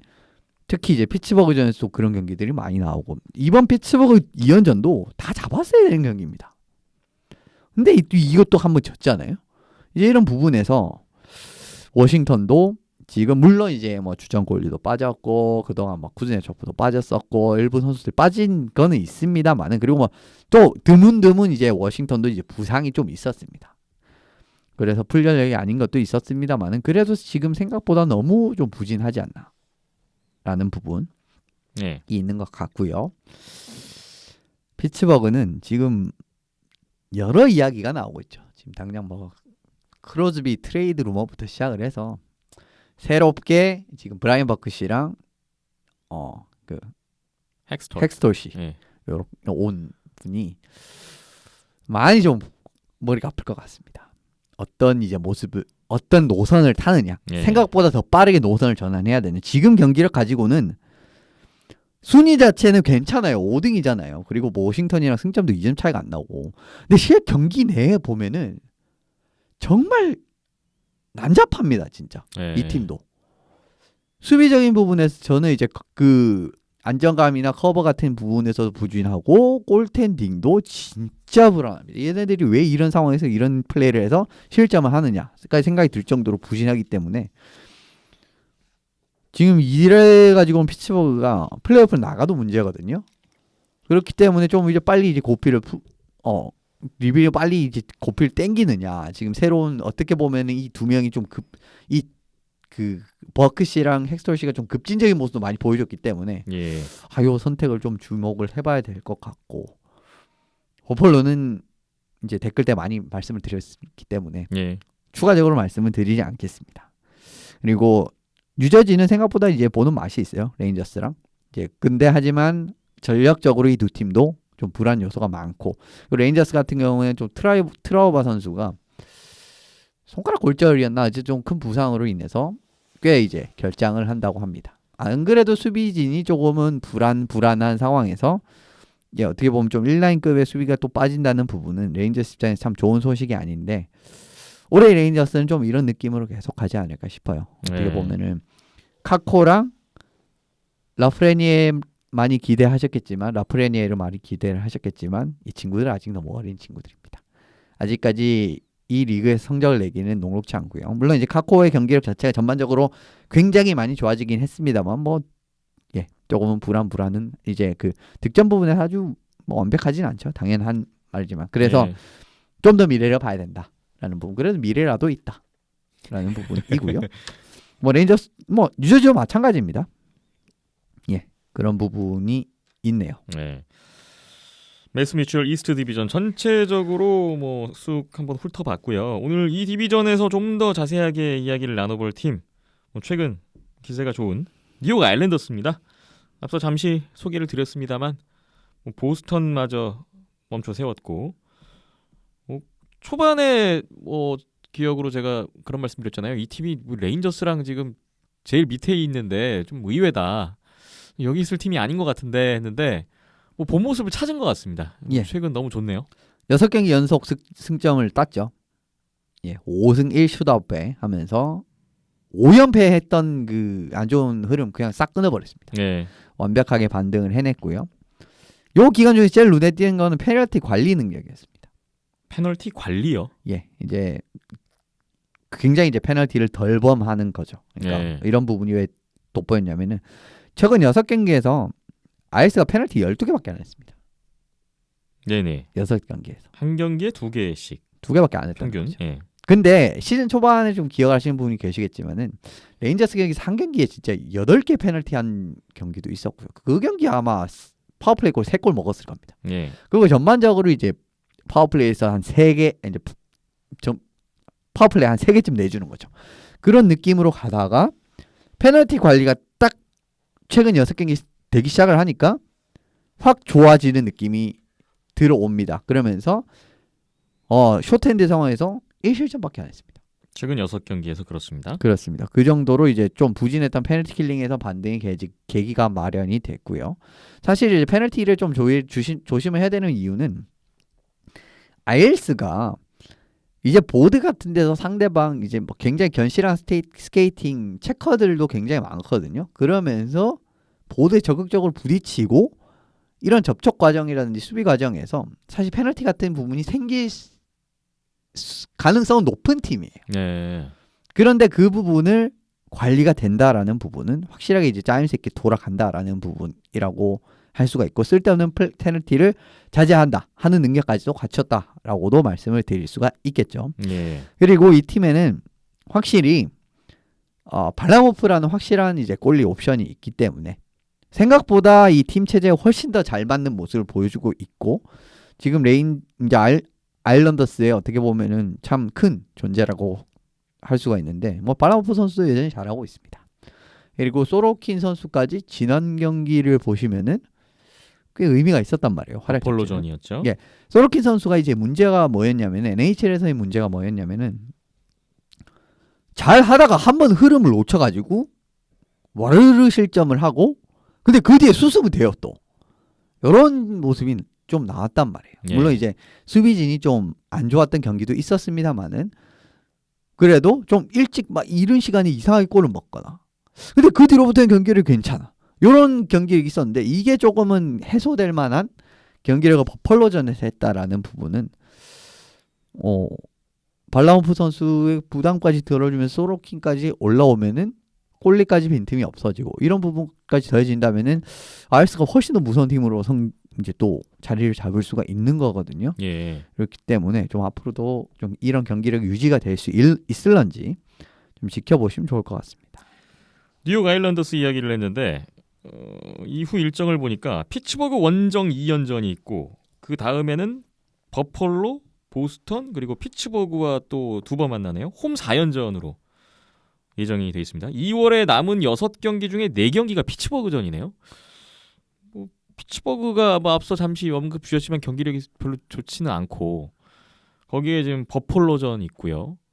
보스턴과 올 시즌 전적도 2전 2승이거든요. 그렇습니다. 그러니까 충분히 지금 뉴욕 아일랜더스가 남은 2월 일정은 기대감이 좀 부풀어 오르는 뭐 그런 지금 일정이 나와 있군요. 좀 아이스가 좀 극과 극이에요. 올해 뭐 필라델피아한테 2패하고 뭐 워싱턴한테도 많이 졌는데 다른 팀들 상대로 다 좋거든요. 예. 그런 부분 때문에 지금 상황이라면 확실히 아이스가 뭐 충분히 좀 치고 나갈 수 있는 그런 위치에 있다라고 할 수 있을 것 같습니다. 경기력이 돌아온 것도 그렇고요. 예. 매스뮤추얼 이스트 디비전 여기까지 정리를 해보겠습니다. NHL 지난 한 주 돌아보고 있는데요. 잠시 후에 다른 2개 디비전은 어땠는지 살펴볼게요.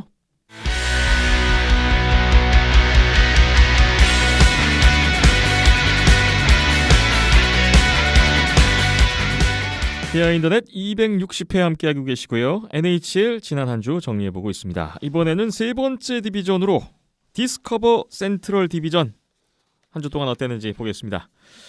디스커버 센트럴 디비전은 뭐 여러 가지 일들이 또 있었는데 6연승을 달리던 선두였죠. 템파베이가 플로리다와의 3연전에서 1승 2패로 밀렸고요.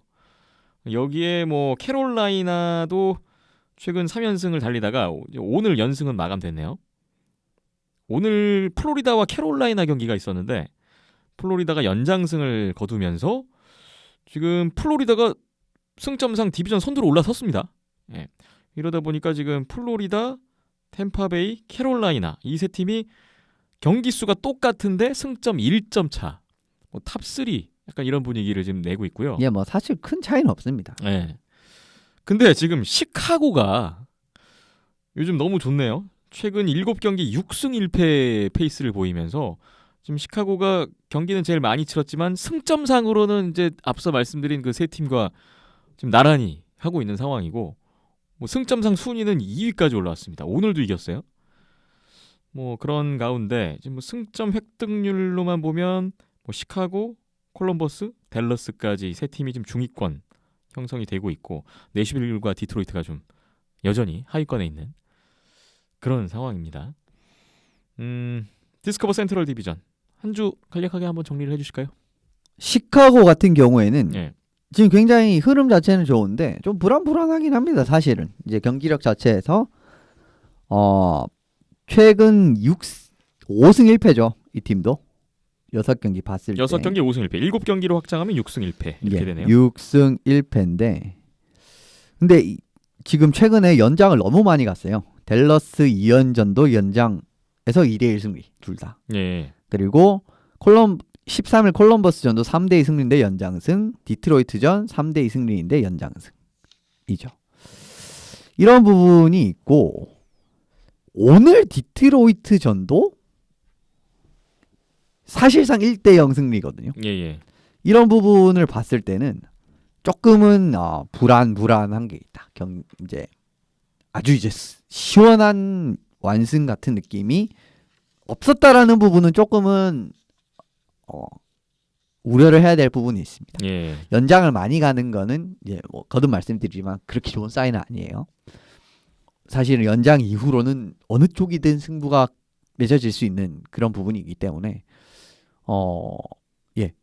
왜냐하면 3대3이잖아요. 예. 그런 부분이기 때문에 아무래도 조금은 경계해야 될 부분이 있습니다. 그리고 대부분이 거의 한 점 차예요. 지금 경기가 최근에 승리 경기가 이기는 경기든 지든 경기든 거의 한 점 차 승부가 많이 나오고 있습니다. 이런 경기도 아주 썩 좋은 신호는 아닙니다. 솔직히 말씀을 드리면. 예. 물론 이제 좋은 결과 자체는 나오고 있습니다만은 아주 좋은 신호는 아니에요. 그러니까 모든 경기가 이런 식이면은 곤란하다는 네, 겁니다. 그러니까 언젠가는 또 이제 내려가는 시점이 온다. 그렇죠. 언젠가는 한 점 차로 이렇게 계속 쭉 지는 경우가 나올 수가 있어요. 네. 그리고 시카고 같이 전력이 불안한 팀이라면 더더욱 그런 경기력이 나올 가능성이 높습니다. 그렇기 때문에 물론 이제 지금의 승점이 많이 올라오고 순위 자체가 높은 부분을 즐길 때 즐겨야 되지만 이게 뭐 마냥 좋은 사인이냐라고 보면 솔직히 말씀드리면 다른 이제 세 팀을 봤을 때 그렇지는 않다라고 저는 좀 이야기를 드리고 싶어요. 오히려 콜럼버스보다도 이 그냥 딱 전력으로 보면은 약해 보이는 게 사실이거든요. 예. 이제 그런 부분이 있고요. 뭐 당초에 이제 시즌 전에 예상으로는 시카고 디트로이트가 좀 어렵지 않겠느냐. 그렇죠. 뭐 그렇게 봤었는데 뭐 현재로서는 시카고 디트로이트가 좀 많은 차이를 보이고 있어요. 결과적으로. 네, 상당한 차이가 나고 네. 있고 그래도 어쨌든 이런 결과를 달린다는 부분은 뭐 의미 자체는 있습니다. 예. 물론 템파는 뭐 전력 자체는 강해요. 여전히 지금 뭐 승점 획득률도 좋고 캐롤라이나도 마찬가지고요. 캐롤라이나 같은 경우에는 확실히 좀 수비 같은 부분에서 공격 가담을 적극적으로 가져가는 이런 부분이 여전히 좋습니다. 그런 부분도 있고 전력 같은 부분도 캐롤라이나를 보시면은 참 여러 라인에서 득점 기여가 많이 되는 그런 부분이 있기 때문에 제가 생각했을 때는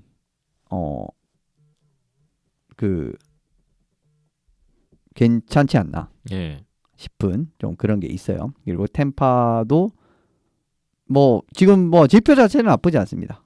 득점이라든가 실점 같은 부분에서도 지금 디비전 내 최소 실점이거든요. 예. 댈러스보다 2경기를 더 했는데 실점이 2개 적습니다. 네네. 32실점. 이런 부분에서 사실 득점도 54득점으로 디비전 1위니까 그냥 강력한 전력이 그냥 그대로 나온다라고 보시면 될 것 같고요. 그리고 콜럼버스는 뭐 1라인이 살아났기 때문에 이 팀은 골만 넣을 수 있으면은 성적 자체는 기대할 수 있는 팀이에요. 기본적인 수비 바탕이 있는 팀이기 때문에 그렇게 기대를 하시면 좋을 것 같고요. 댈러스도 저는 뭐 반등의 힘은 있다라고 생각을 합니다. 지금 분위기가 많이 안 좋아지긴 했습니다만은 예.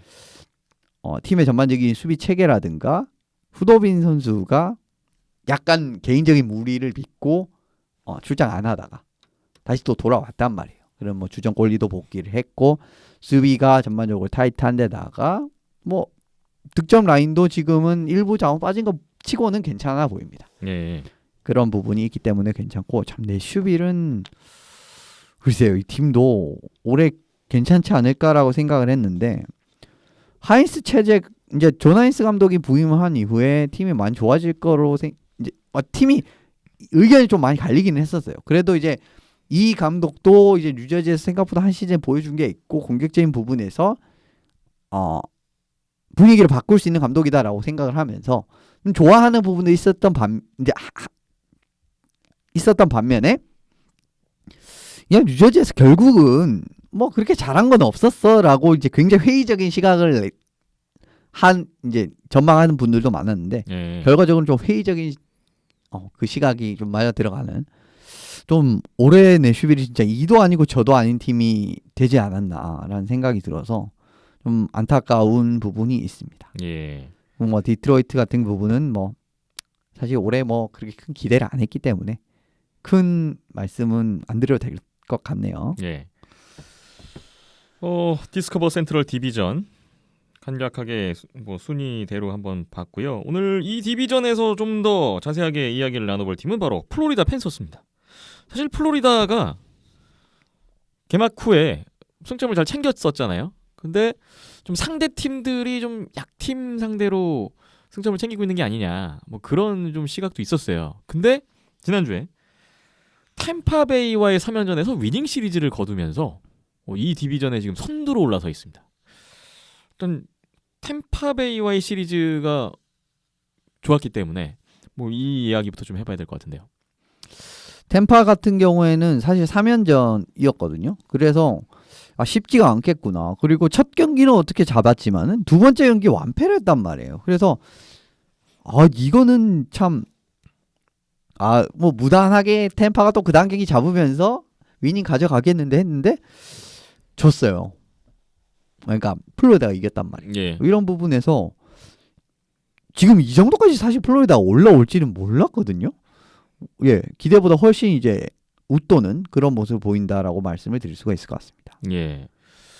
플로리다가 계속해서 좋은 순위를 유지하고 있는 좀 바탕에는 어떤 것들이 있는지를 좀 보면 좋을 것 같은데 어떤 부분 좀 눈길을 끌고 있나요? 득점 라인이 확실히 두 개가 갖춰졌다라는 게 정말 의미가 있는 것 같아요. 사실 같은 라인에서 자주 활약을 했었던 바르코프 선수, 알렉산드르 바르코프 선수랑 이제 조나탄 위베르도 선수가 올해 같은 경우는 1, 2라인에 분산 배치가 되고 있습니다. 네. 이 기용이 진짜 재미를 많이 보고 있어요. 그러면서 1라인에 이제 전 템파 선수죠. 벌헤기 선수. 이 선수가 사실은 괜찮은 선수인데 템파의 그 두터운 공격진을 뚫어내지 못하고 그렇게 큰 역할을 받지는 못했던 선수입니다. 뭐 어떻게 보면은 잘 이제 뭔가 감이 안 오시면은 예전에 조나탄 마르체소 선수가 딱 요런 느낌이었어요. 지금 베이거스 1라인에 뛰고 있는 그 선수 맞습니다. 그런데 올해 버레기 선수가 이제 팀을 옮겨서 옮겼는데 네. 바르코프 선수랑 너무 잘 맞습니다. 그리고 이 선수가 그래서 1라인에 버레기 바르코프 이렇게 축이 형성이 됐고 2라인에는 위베르도 선수가 벤베리 선수 센터를 보고 그 옆에 헤른크비스 선수를 딱 맞추는 2라인이 굉장히 조합이 잘 맞아 들어가면서 경기를 참 좋아졌어요. 두 개의 스코어링이 확실해졌습니다. 예. 오늘 경기 빼고 버레기 선수랑 바르코프 선수가 13경기에서 26포인트를 했고요. 위베르도 선수랑 페른크비스 선수가 13경기에서 29포인트를 했습니다. 예. 그러니까 두 개 라인이 뭐 확실하게 해준다는 거죠. 그렇죠. 정말 대단하고 네. 그리고 헤른크비스 선수는 파워플레이 같은 부분에서 뭐 스크리너 같은 역할까지도 수행을 하면서 딱 맞는 기대치에 딱 맞는 활약을 해주고 있거든요. 예. 어쨌든 두 개 확고한 득점 라인을 가질 수 있게 된 점이 사실 정말 큰 요인이라고 저는 말씀을 드리고 싶고요. 그리고 코엔빌 선수가 아니고 감독이죠. 코엔빌 감독이 확실히 이제 공격 체계를 참 잘 짜고 하는 부분은 플로리다가 확실히 공간 활용 같은 부분을 잘하는 경기력이 올해 좀 많이 나타나고 있습니다. 작년 같은 경우 작년까지만 해도 뭔가 좀 트랜지션 게임에만 능한 느낌이 많이 있었거든요. 예. 확실히 이제 상대방이 뭐 퍽 턴오버를 해가지고 우리가 잡으면은 그거를 좀 전방에 한 명 뛰는 선수에 연결해가지고 트랜지션 게임을 확실히 스피드를 가져가자라는 좀 그런 일반적인 체계였는데 올해 같은 부분은 공격 지역에서 그냥 쭉 들어가더라도 플레이메이킹 할 수 있는 선수들이 뭐 1, 2라인에 배치가 되어 있고 활발한 움직임을 가져갈 수 있는 선수들까지 포함이 되어 있기 때문에 좀 전반적으로 좋은 찬스들이 많이 만들어지고 있습니다. 그런 네. 부분도 플로리다가 좀 초반에 좋은 흐름을 가져갈 수 있는 원인이지 않는가 싶은데 그래서 조금 불안한 부분은 아주 믿을 만한 수비진이 그러니까 수비진이 괜찮은데 아주 좋지가 않아요. 괜찮은데 확실한 믿음은 없다. 예. 이 정도. 톱6의 면면을 보면은 괜찮아요. 뭔가 굴러갑니다. 그리고 다른 팀들과 비교를 해도 아주 나쁘지는 않거든요. 근데 진짜 이 팀의 수비진이 강점이라고 할 수 있냐라고 보면 그 정도의 전력은 아닙니다. 예. 불안이 어느 정도 있다라는 거고 드레이거 선수가 지금 보브롭스키 선수랑 절반 스플릿하면서 나와서 괜찮은 활약을 보여주고 있는데 드레이거 선수가 그동안 그렇게 좋은 활약을 보여준 시즌은 별로 없었고요. 결과적으로 보브롭스키가 살아나야 되는데 이긴 경기조차 보브롭스키 선수의 경기력은 좋지 못했다라는 겁니다. 이런 부분 시한폭탄이 있어요. 플로리다도. 그래서 플로리다도 좀 즐길 수 있을 때 좀 즐겨야 되지 않나. 그런 생각이 듭니다. 전망이 아주 밝지만은 않은 그런 뜻으로 좀 풀이가 되네요. 예, 오히려 뭐 진짜 전력으로 봤을 때는 지금 캐롤라이나나 템파보다 나아 보이지가 않습니다. 솔직히 말씀을 드리면. 네. 예. 플로리다 팬서스 일단은 뭐 득점 라인 두 개가 좀 잘 돌아가고 있다는 것부터 출발해서 올 시즌 현재까지의 이 좋은 결과에 대한 분석을 한번 주셨습니다. 플로리다는 다음 일정이 디트로이트와 원정 2연전이 있네요. 그리고 댈러스와 홈 3연전 뭐 이렇게 가는 지금 2월 남은 일정을 소화하게 되는군요. 자, 어떤 순위 판도 변화가 될지 이 디비전 주목을 해보겠습니다. 마지막 남은 디비전 살펴보겠습니다. 이번엔 혼다 웨스트 디비전을 볼 텐데요. 혼다 웨스트 뭐 여기 같은 경우에는 베이거스가 조금 뭐 여전히 앞서가고 있는 느낌이 있고요. 최하위까지 8팀 다 지금 승점 획득률이 4할 6푼이 넘네요. 그러니까 대단합니다. 뭐 아주 큰 차이는 없어요 전체적으로. 대단합니다. 네. 경기력이 대단해요. 혼다 웨스트 굉장히 재밌습니다. 지금 전체적으로 크게 뭐 지금 처지는 팀도 없고 4위 애리조나부터 8위 미네소타까지 5팀은 뭐 거의 비슷하네요. 그냥 뭐 거의 똑같다고 봐도 되겠네요. 지금 경기 수 생각해 보면. 근데 진짜 뭐 애너하임, 애리조나도 뭐 한두 경기 이기면은 또 뭐 상위권 합류가 가능한 예. 이런 상황입니다. 예. 지난주에 보니까 세인트루이스와 애리조나가 최근에 14일 동안에만 7번의 맞대결을 펼쳤는데 지난주에도 많은 경기가 있었어요. 뭐 승점상으로는 애리조나가 좀 더 우세했네요. 뭐 여기는 현재까지 뭐 베이거스, 세인트루이스, 콜로라도 뭐 여전히 세 팀이 상위 순위를 차지하고 있고 미네소타가 거의 2주 동안 경기를 못 했는데 그렇죠. 순위가 많이 내려갔습니다. 예. 뭐 어제도 LA전 오랜만에 했는데 졌고 최하위까지 일단 미네소타가 내려가 있는 혼다 웨스트 디비전입니다. 예. 뭐 베이거스가 사실 정말 제일 세 보이는 팀입니다. 예. 물론 이제 콜로라도도 좋은 팀입니다만은 베이거스가 전반적으로 제일 경기력 자체는 안정적이라고 말씀을 드릴 수가 있을 것 같고요. 확실히 좀 인라인 수비 뭐 피에트란젤로 선수도 이제 코로나 프로토콜에서 복귀를 했고, 예, 뭐 드문드문 이제 화이트 클라브 선수가 또 지난 경기에서 좀 큰 실수를 하면서 이제 뭐 지는 경기는 있습니다만은 뭐 젊은 선수를 키울 때는 사실은 그 이런 실수가 있는 거는 어떻게 좀 피할 수가 없는 것 같습니다. 그래도 네. 이제 전반적인 경기력 자체가 레네를 좀 부진하니까 플레리가 잘하고 뭐 이런 식으로 좀 위기 극복도 되면서 전반적으로 제일 이제 그 잘 굴러가는 팀은 베이거스이지 않나. 공격진의 이제 짜임새 같은 부분도 그렇고요. 가장 안정적으로 보이고 있습니다. 그렇습니다. 예. 그런 부분이 있고 콜로라도도 확실히 정말 좋은 팀입니다. 예. 물론 저는 이 팀이 우승권이냐라고 물어보면 그 정도까지는 아니라고 계속 말씀을 드립니다만은 예. 정말 좋은 팀입니다. 정규 시즌에서 확실한 성적을 낼 수가 있는 팀이라고 할 수가 있을 것 같고요. 지금 또 콜로라도도 사실 미네소타한테 전염이 돼가지고 코로나 환자가 꽤 많았습니다 그동안. 예. 그래서 이제 다시 복귀한 지도 얼마 안 됐고, 그리고 베이거스전 같은 경우에는 또 뭐 지라르 선수라든지 일부 선수들이 또 코로나 그 람데스코그라든지 뭐 일부 선수들이 복귀를 하지 않은 상황에서 치렀는데 이겼단 말이에요. 예. 게다가 지금 머카도 부상이고 또 일부 선수도 부상, 뭐 존슨도 부상. 맥키넌은 돌아왔습니다. 그렇습니다. 존슨도 부상. 이렇게 부상 선수들도 있어서 많이 빠졌는데도 어쨌든 베이거스를 한 경기 잡았다라는 거. 이런 부분은 굉장히 큰 의미가 있고요. 예. 확실히 3강 체제로 가고 있는 그림 자체는 맞는 것 같습니다. 베이거스, 네. 세인트루이스, 콜로라도 이렇게 가고 있는 것 같고요. 세인트루이스, 애리조나는 그냥 뭐 서로 지네들끼리 싸우고 있는 그런 그림입니다. 사실은 이거는 이제 콜로라도랑 미네소타가 코로나 때문에 경기가 어떻게 보면은 쭉 밀렸기 때문에 그래서 서로 이제 열심히 맞붙은 이런 상황이 나오게 됐고요. 한 시즌에 8라운드를 하게 되는데 이번 시즌은 그렇습니다. 벌써 최근 14일 동안에만 7번을 했어요. 예. 한 번 남았습니다 이제. 예, 뭐 그 정도로 정말 대단한 두 팀이 붙었고, 그래서 뭐 사실은 이 디비전은 뭐 그렇게 크게 드릴 말씀이 없어요. 왜냐하면 지금 콜로라도랑 미네소타 때문에 빠진 경기들이 너무도 많은 부분이 있고, 애나하임은 지난주에 말씀을 드렸고, 올해도 캘리포니아 세 팀이 쉽지가 않다. 네.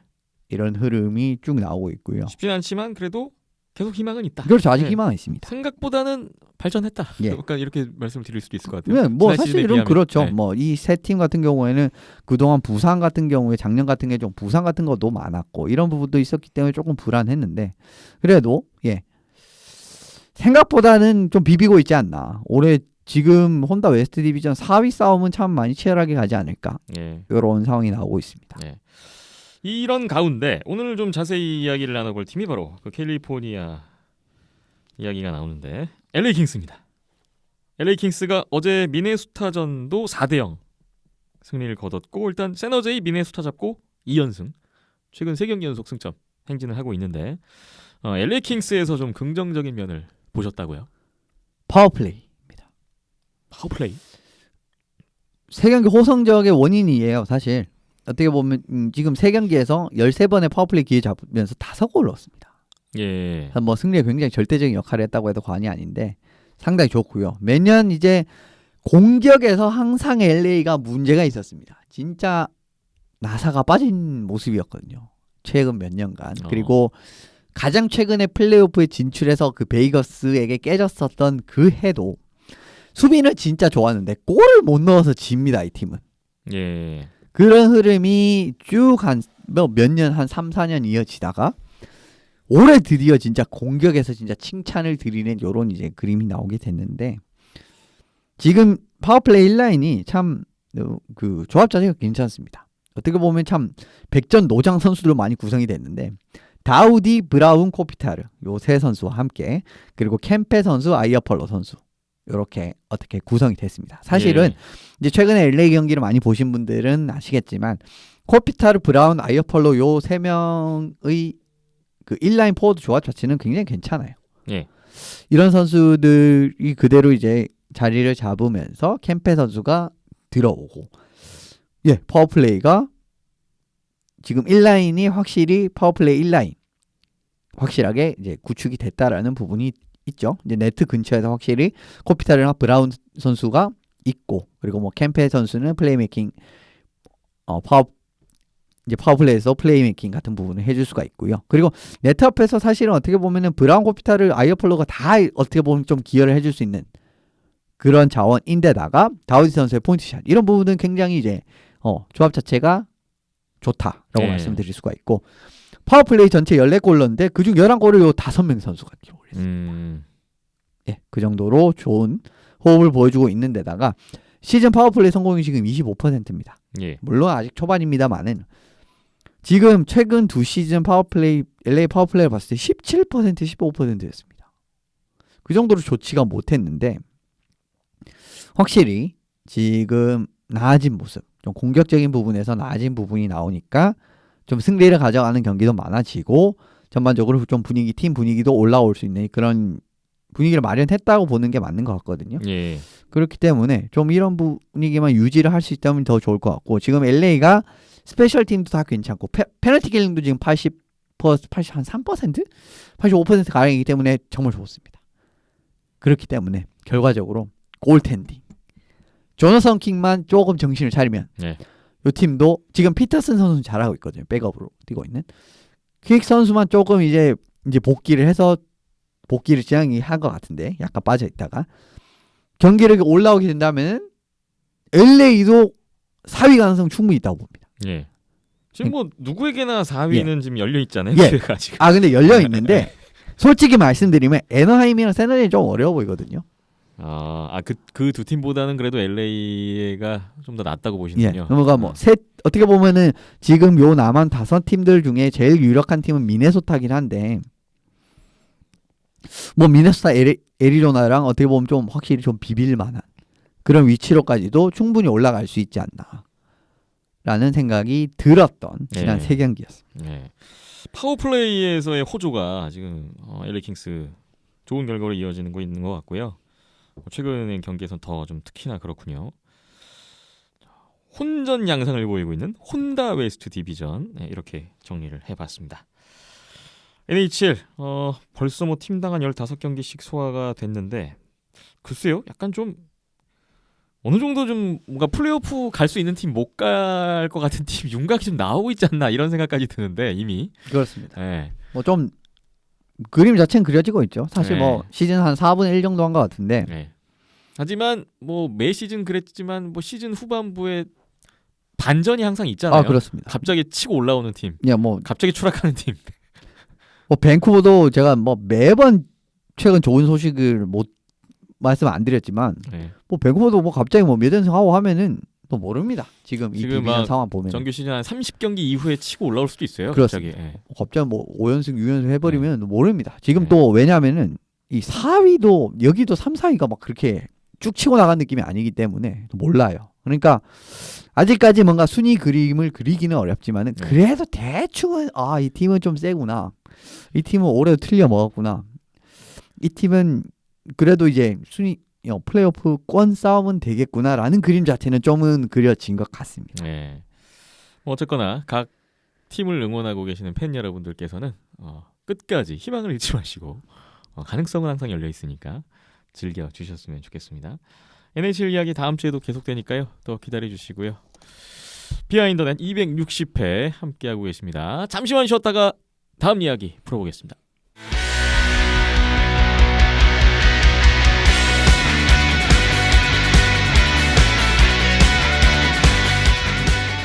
비하인더넷 오늘 마지막 소식이 되겠군요. 원래는 KHL 코너를 예상하셨을 수도 있는데 오늘은 그 전에 베이에르 하키 게임 지난주에 있었던 국제 대회 하나 짚고 넘어가겠습니다.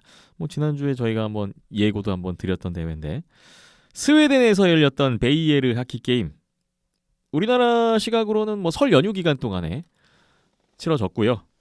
유럽의 4개 팀이죠. 러시아, 스웨덴, 핀란드, 체코 4개 팀이 또 참가를 해서 유로 하키 투어의 또 일환으로 한 번씩 맞대결을 펼쳤습니다. 예, 국제전 주간의 네. 맞대결을 펼치죠. 지금은 3번째 대회고요. 이제 참가하는 4팀이 각 호스트를 한 번씩 합니다. 네. 그래서 이제 3번째 대회 중인 4번째 대회 스웨덴 스테이지라고 보시면 될 것 같고 베이에르 하키 게임입니다. 예. 오늘도 이제 최종 결과를 토대로 순위별로 역순으로 한 팀씩 이번 대회 어땠는지 이현석 기자님이 코멘트를 해주실 텐데요. 순위 정리를 해드리면 우승팀 러시아입니다. 2승 1 슈타우승 3전 전승했고요. 승점 8점이었습니다. 그리고 뒤따르는 2위 팀이 스웨덴이었는데 1승 1 연장승 1 슈타우패 승점 6점 2점 차로 스웨덴이 2위였고요. 3위, 4위 두 팀이 똑같이 승점 2점씩이었는데 3위 핀란드 1 슈타우승 2패 4위가 체코 1 연장패 1 슈타우패 1패 3번 다 졌지만 승점 2점 챙겼네요. 이렇게 순위표는 나왔습니다. 좀 위에 두 팀, 밑에 두 팀 승점상으로 좀 갈렸는데 한 팀씩 좀 내적으로는 또 어땠는지 이야기를 나눠보죠. 먼저 이번 대회 4위 최하위로 끝난 체코부터 보겠습니다. 결과적으로 3경기를 다 이기지 못했는데요. 예. 체코에 대해서 먼저 한 말씀 해주실까요? 전반적으로 사실 경기력이 그렇게 나빴냐라고 하면 그렇지는 않았습니다. 근데 좀 부족했냐라고 하면 그건 맞아요. 경기 내용은 괜찮았는데 뭐 부족한 부분이 좀 그래도 있었기 때문에 결과가 나오지 않았다. 그렇습니다. 네. 딱 그 내용이고 네. 경기 내내를 보시면은 3경기 전부 이제 좋았던 장면이 분명히 있었거든요. 사실은 좀 원사이드하게 깨질 수도 있잖아요. 근데 그런 거는 아니고 좀 좋았던 장면이 분명히 다 한 국면씩은 무조건 있었습니다. 예. 이런 부분은 참 좋았죠. 그러니까 파워플레이 골 2골 넣었던 스웨덴전 같은 부분, 파워플레이에서 잘 풀렸다라는 부분이 있었고 핀란드전에는 1피리어드에 슈팅수 20대 차였습니다. 오. 완전 찍어 누르는 경기력이었죠. 그리고 러시아전도 3대1로 앞서 나갔던 국면이 있었습니다. 3대1로 앞서던 경기를 4대7로 역전패를 했어요. 그렇습니다. 그런 게 있었으니까 네. 어쨌든 이 흐름 자체를 잡았던 부분이 있었다라는 거예요. 3경기 다. 근데 결과까지 이루어지지 않은 거는 결과적으로 이를 유지하는 능력이 없었다. 네. 라고 말씀을 드릴 수가 있겠습니다. 예. 뭐 스웨덴전, 핀란드전 다 연장승부였고 좀 결과적으로는 매우 아쉬운 상황이네요. 체코 그래도 긍정적인 부분을 좀 말씀해 주신다면 예. 네, 어떤 억지로 부분이 있었을까요? 찾았는데 억지로 3패에도 불구하고 그래도 공격으로 풀어나가는 체코아키의 특성상 요거는 잘 보여줬다. 네. 최소한 뭔가 이제 창을 위협하려는 그런 건 있었다라는 부분. 예. 그래서 나쁘지는 않았습니다. 그래서 좀 KHL 수준의 득점원이 좀 들어와가지고 결정력이 조금만 더 정비가 됐더라도 다른 결과가 나왔을 가능성이 굉장히 컸어요. 예. 이번에는 굉장히 어떻게 보면 이번 로스터 자체도 많이 차이가 있었고 그동안 EHT에서 많이 활용을 했었던 그 NHL 임대 선수들이 있었잖아요. 예전 스테이지 같은 경우에는 예. 이제 그런 선수들이 없기 때문에 사실 또 큰 좀 타격이 있지 않았나 좀 생각이 듭니다. 예. 어쨌든 체코는 결과적으로 자신들의 강점을 보여주긴 했습니다만은 결과까지는 이어지지 못하는 좀 안타까운 경기가 있었어요. 이번 시즌에 유라키 투어에서 체코가 계속 순위가 이 정도인 것 같아요. 좀 3, 4위 이쪽 하위권. 아, 예, 근데 카리아라 네. 컵은 2위를 했었죠. 아 그러네. 예. 그랬군요. 예, 카리아라 컵 2위를 했는데 점점 순위가 떨어지고 있습니다. 음. 카리아라 컵 2위, 채널원 컵 3위, 베이에라 게임 4위. 승점도 6점, 3점, 2점 이렇게 낮아지네요. 점점.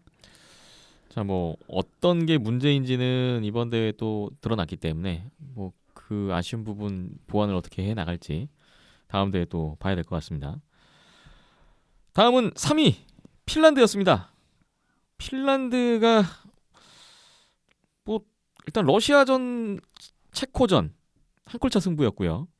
핀란드전 0대3 일단은 좀 지긴 했는데 핀란드 3위 어떻게 보십니까? 저는 이 핀란드가 순위 자체는 위지만 더 체코보다 더 안 좋았습니다. 솔직히 말씀드리면. 이게 너무 실망스러운 결과라고밖에 말씀을 드릴 수가 없는데 어려운 경기도 좀 끝까지 따라잡으면서 좀 핀란드 하키다운 근성을 보인 거는 있었거든요. 그런데 조금 좀 불안 부분. 그래도 뭐 러시아전에 좀 취소된 골이 있었고 예. 이런 부분에 좀 손해를 봤다는 거. 골 들어가기 전에 사모노프 선수가 네트를 건드렸는데 그게 득점을 인정이 안 됐어요. 좀 그런 부분에서 좀 아쉬웠고 그다음에 뒤지던 체코전을 결과적으로 꾸역꾸역 역전승하는 부분 같은 부분은 그러니까 결과적으로 아까 말씀드린 좀 핀란드 하키다운 근성이 보이는 장면이 있었다. 예. 라고 요약을 드리는데 스웨덴전에서 아무것도 못했습니다. 진짜 아무것도 못했어요. 스웨덴전 0대3 패배. 예. 그렇습니다. 그래서 아까 제가 핀란드라고 좀 헷갈렸군요. 예, 정정합니다. 예. 제가 자료 드리는데 제가 잘못 적었네요. 핀란드라고. 어쨌든 스웨덴전 아무것도 못했습니다. 피리어드에 슈팅 6개 이상 친 피리어드가 없어요. 세 피리어드 중에 아무것도 못했다는 거죠. 쭉 밀렸다라는 겁니다. 그 정도로 운영에 꽁꽁 막히면서 진 부분은 참 좋지가 못했네요. 네. 자, 뭐 결과도 실망스럽고 내용적으로도 실망스럽고 좀 그렇게 지금 들리는데 추가적인 말씀을 좀 주신다면요. 왜 안 좋냐라고 하면은 핀란드는 이번 대회에서 사실 러시아를 제외를 하면은 다른 팀들은 KHL 자원을 제대로 뭐 데려오지 못했습니다. 예. 스웨덴 같은 경우에도 마찬가지였고요. 근데 핀란드는 데려왔단 말이에요. 뭐 물론 이미 KHL 플레이오프 진출이 좌절된 팀에서 그렇습니다. 뽑아오긴 했는데 11위에서 많이 데려왔죠. 그래도 다른 팀에 비해서는 KHL 선수들이 차출이 많이 됐어요. 예, 세테리 그리고 푸스티넨, 로호마 맞죠? 그리고 스카에서 알토넨까지 왔습니다. 예. 괜찮았어요. 그리고 그러니까 다른 팀들에 비해서 좀 상황이 좋았다라는 거죠. 선수 차출 상황이 좀 좋았다라는 거고요. 그리고 뭐랄까 그 좀 수비로 버티면서 뭔가 확실한 1라인에서 득점을 딱 만들고 그걸 이제 지키는 이런 운영도 어떻게 보면 할 수 있는 그 계기가 마련이 됐었어요. 근데 예. 사실 그런 경기를 크게 나오지 않았다라는 부분도 좀 아쉽고 기대했던 경기를 결국 안 나왔다라는 거죠. 그리고 지난 월드 주니어에서 굉장히 잘했었다. 안톤 룬델 선수도 이번 대표팀에 뽑혔습니다. 예. 하지만 3경기에서 무득점에 그쳤습니다. 포인트 하나도 못 올렸어요. 그런 부분에서 전반적으로 좀 기대했던 자원들이 다 좀 공격 부분에서 미진했고 예, 그런 부분이 있었기 때문에 근데 상대보다 더 좋은 차출 상황에서도 그 이점을 살리지 못했다라는 이런 전반적인 부분까지 다 포함을 했을 때 예, 이번 핀란드가 순위 자체는 3위긴 하지만은 결과적으로는 조금 더 실망스러웠지 않았나 그렇게 요약드리고 싶습니다. 해줘야 될 선수들이 해주지 못했던 핀란드가 가장 실망스러웠다는 평이십니다. 예, 그리고 핀란드가 지금 카리알라컵 3위, 채널원컵 4위, 베이에르 3위입니다. 근데 다 막 그렇게 4위랑 그렇게 차이가 없는 3위들이었거든요. 예. 이번 EHT에서 너무 흐름이 좋지가 못한데 그리고 지금 EHT를 세 대회를 했기 때문에 합산이 됐거든요. 네네. 물론 한 번 더 남아있지만 근데 지금 합산 순위로 봤을 때는 꼴찌입니다. 아하. 핀란드가. 이런 부분에서 이게 조금은 지금 핀란드의 그 색상에 대한 좀 재정립이 필요한 시기가 아닌가. 언제까지 그 선수비 후역습과 같은 이런 부분에만 의지를 할 건가. 이런 부분에서 조금은 생각을 해볼 타이밍이 아닌가 싶습니다. 예. 다음 대회 좀 더 분발이 필요해 보이는 핀란드라고 볼 수가 있겠습니다. 다음 팀으로 넘어가 볼게요. 이번에는 이번 대회 2위 최종 기록한 홈팀 스웨덴입니다. 스웨덴이 체코, 핀란드전 승리했고 사실 러시아전에서 슛아웃으로 졌는데 러시아를 상대로 슛아웃 이겼으면 스웨덴이 우승을 할 수도 있었어요. 아, 그렇습니다. 예. 결과적으로 좀 러시아전이 아쉬웠던 스웨덴 2위였습니다. 예, 스웨덴 이야기 주실까요? 갈수록 좋아지고 있습니다. EHT가 거듭될수록 사실 첫 대회에서 많이 안 좋아서 야 이거 스웨덴이 좀 카리알라컵이죠. 그러니까 카리알라컵에서 승점 1점밖에 못 오게 꼴찌했거든요. 예. 근데 이제 채널컵에서도 2위를 하고 이번에도 2위를 했기 때문에 전반적으로 참 경기 복귀가 점점 좋아지고 있다. 좀 카리알라컵의 좀 부진이 야기된 이런 이제 느낌이 되고 있고요. 홈에서 열린 대회고 일부 KHL 자원 소집을 했는데 차출이 불발이 됐습니다. 네. 근데 좋은 선수들이 있었거든요. 뭐 스트렌발이라든가 아니면은 그 요한손 뭐 이런 선수들이 다 못 나왔어요. 그럼에도 불구하고 뛰어난 스케이팅과 활동량 바탕으로 정말 경기력인 부분에서 안정적으로 쭉 끌고 나가면서 성과 자체가 나쁘지 않았습니다. 이번에 예. 정규 피리어드가 9번 있었잖아요. 3경기니까. 3경기를 했으니까 물론 이제 연장은 빼겠습니다. 3대 3이니까 이런 부분에서는 뺄게요. 슈팅 수에서 밀린 피리어드가 딱 2번입니다. 딱 2번. 네. 게다가 슈팅 수에서 밀린 피리어드도 원래 보통 이제 슈팅 수에서 밀린 피리어드가 한번 나오면은 경기를 이기고 있거나 그래서 상대방이 좀 완전히 공세적으로 나와서 슈팅 수가 좀 크게 차이가 나는 경우도 왕왕 있어요.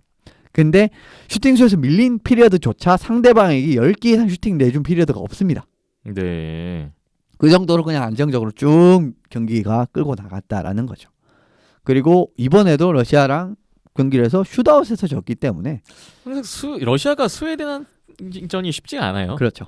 매번 그런 것 같아요. 매번 이번 EHC도 분명히 그 슛아웃까지 간 대회가 있었을 겁니다. 예. 2번 다 그랬는지 잘 기억이 안 나는데 어쨌든 좀 고전을 하는 이런 느낌이 나오고 있고 그만큼 뭐 스웨덴 전략이 안정적으로 가고 있다라는 거고 이번에는 거의 대부분이 전원이었던 것 같기도 하고 SHL 자원이었는데 확실히 자국 리그에서 정말 잘하는 선수들을 많이 뽑아왔고 공격 부분에서 잘 풀리고 좀 그 스케이팅을 잘 살릴 수 있는 선수 구성을 했는데 뭐 그대로 주요를 하면서 좋은 성적이 나왔습니다. 예. 스웨덴 점점 좋아지고 있는 모습을 이번 대회에서도 보여줬고요. 예. 뭐 결과적으로 EHT를 종합했을 때도 지금 세 대회 종합을 했을 때 스웨덴이 승점 11위로 2위가 됐습니다. 예. 승점 12위로 체코가 3위거든요. 이런 부분에서도 뭐 체코를 또 제끼고 2위로 올라가는 장면도 있었네요. 예. 2위 스웨덴 이야기를 나눠봤고요. 마지막으로 이번 대회 우승팀 러시아 보겠습니다. 러시아가 정규승 2번에 스웨덴전 슈트아웃승까지 3전 전승으로 또 EHT 우승을 차지했는데요.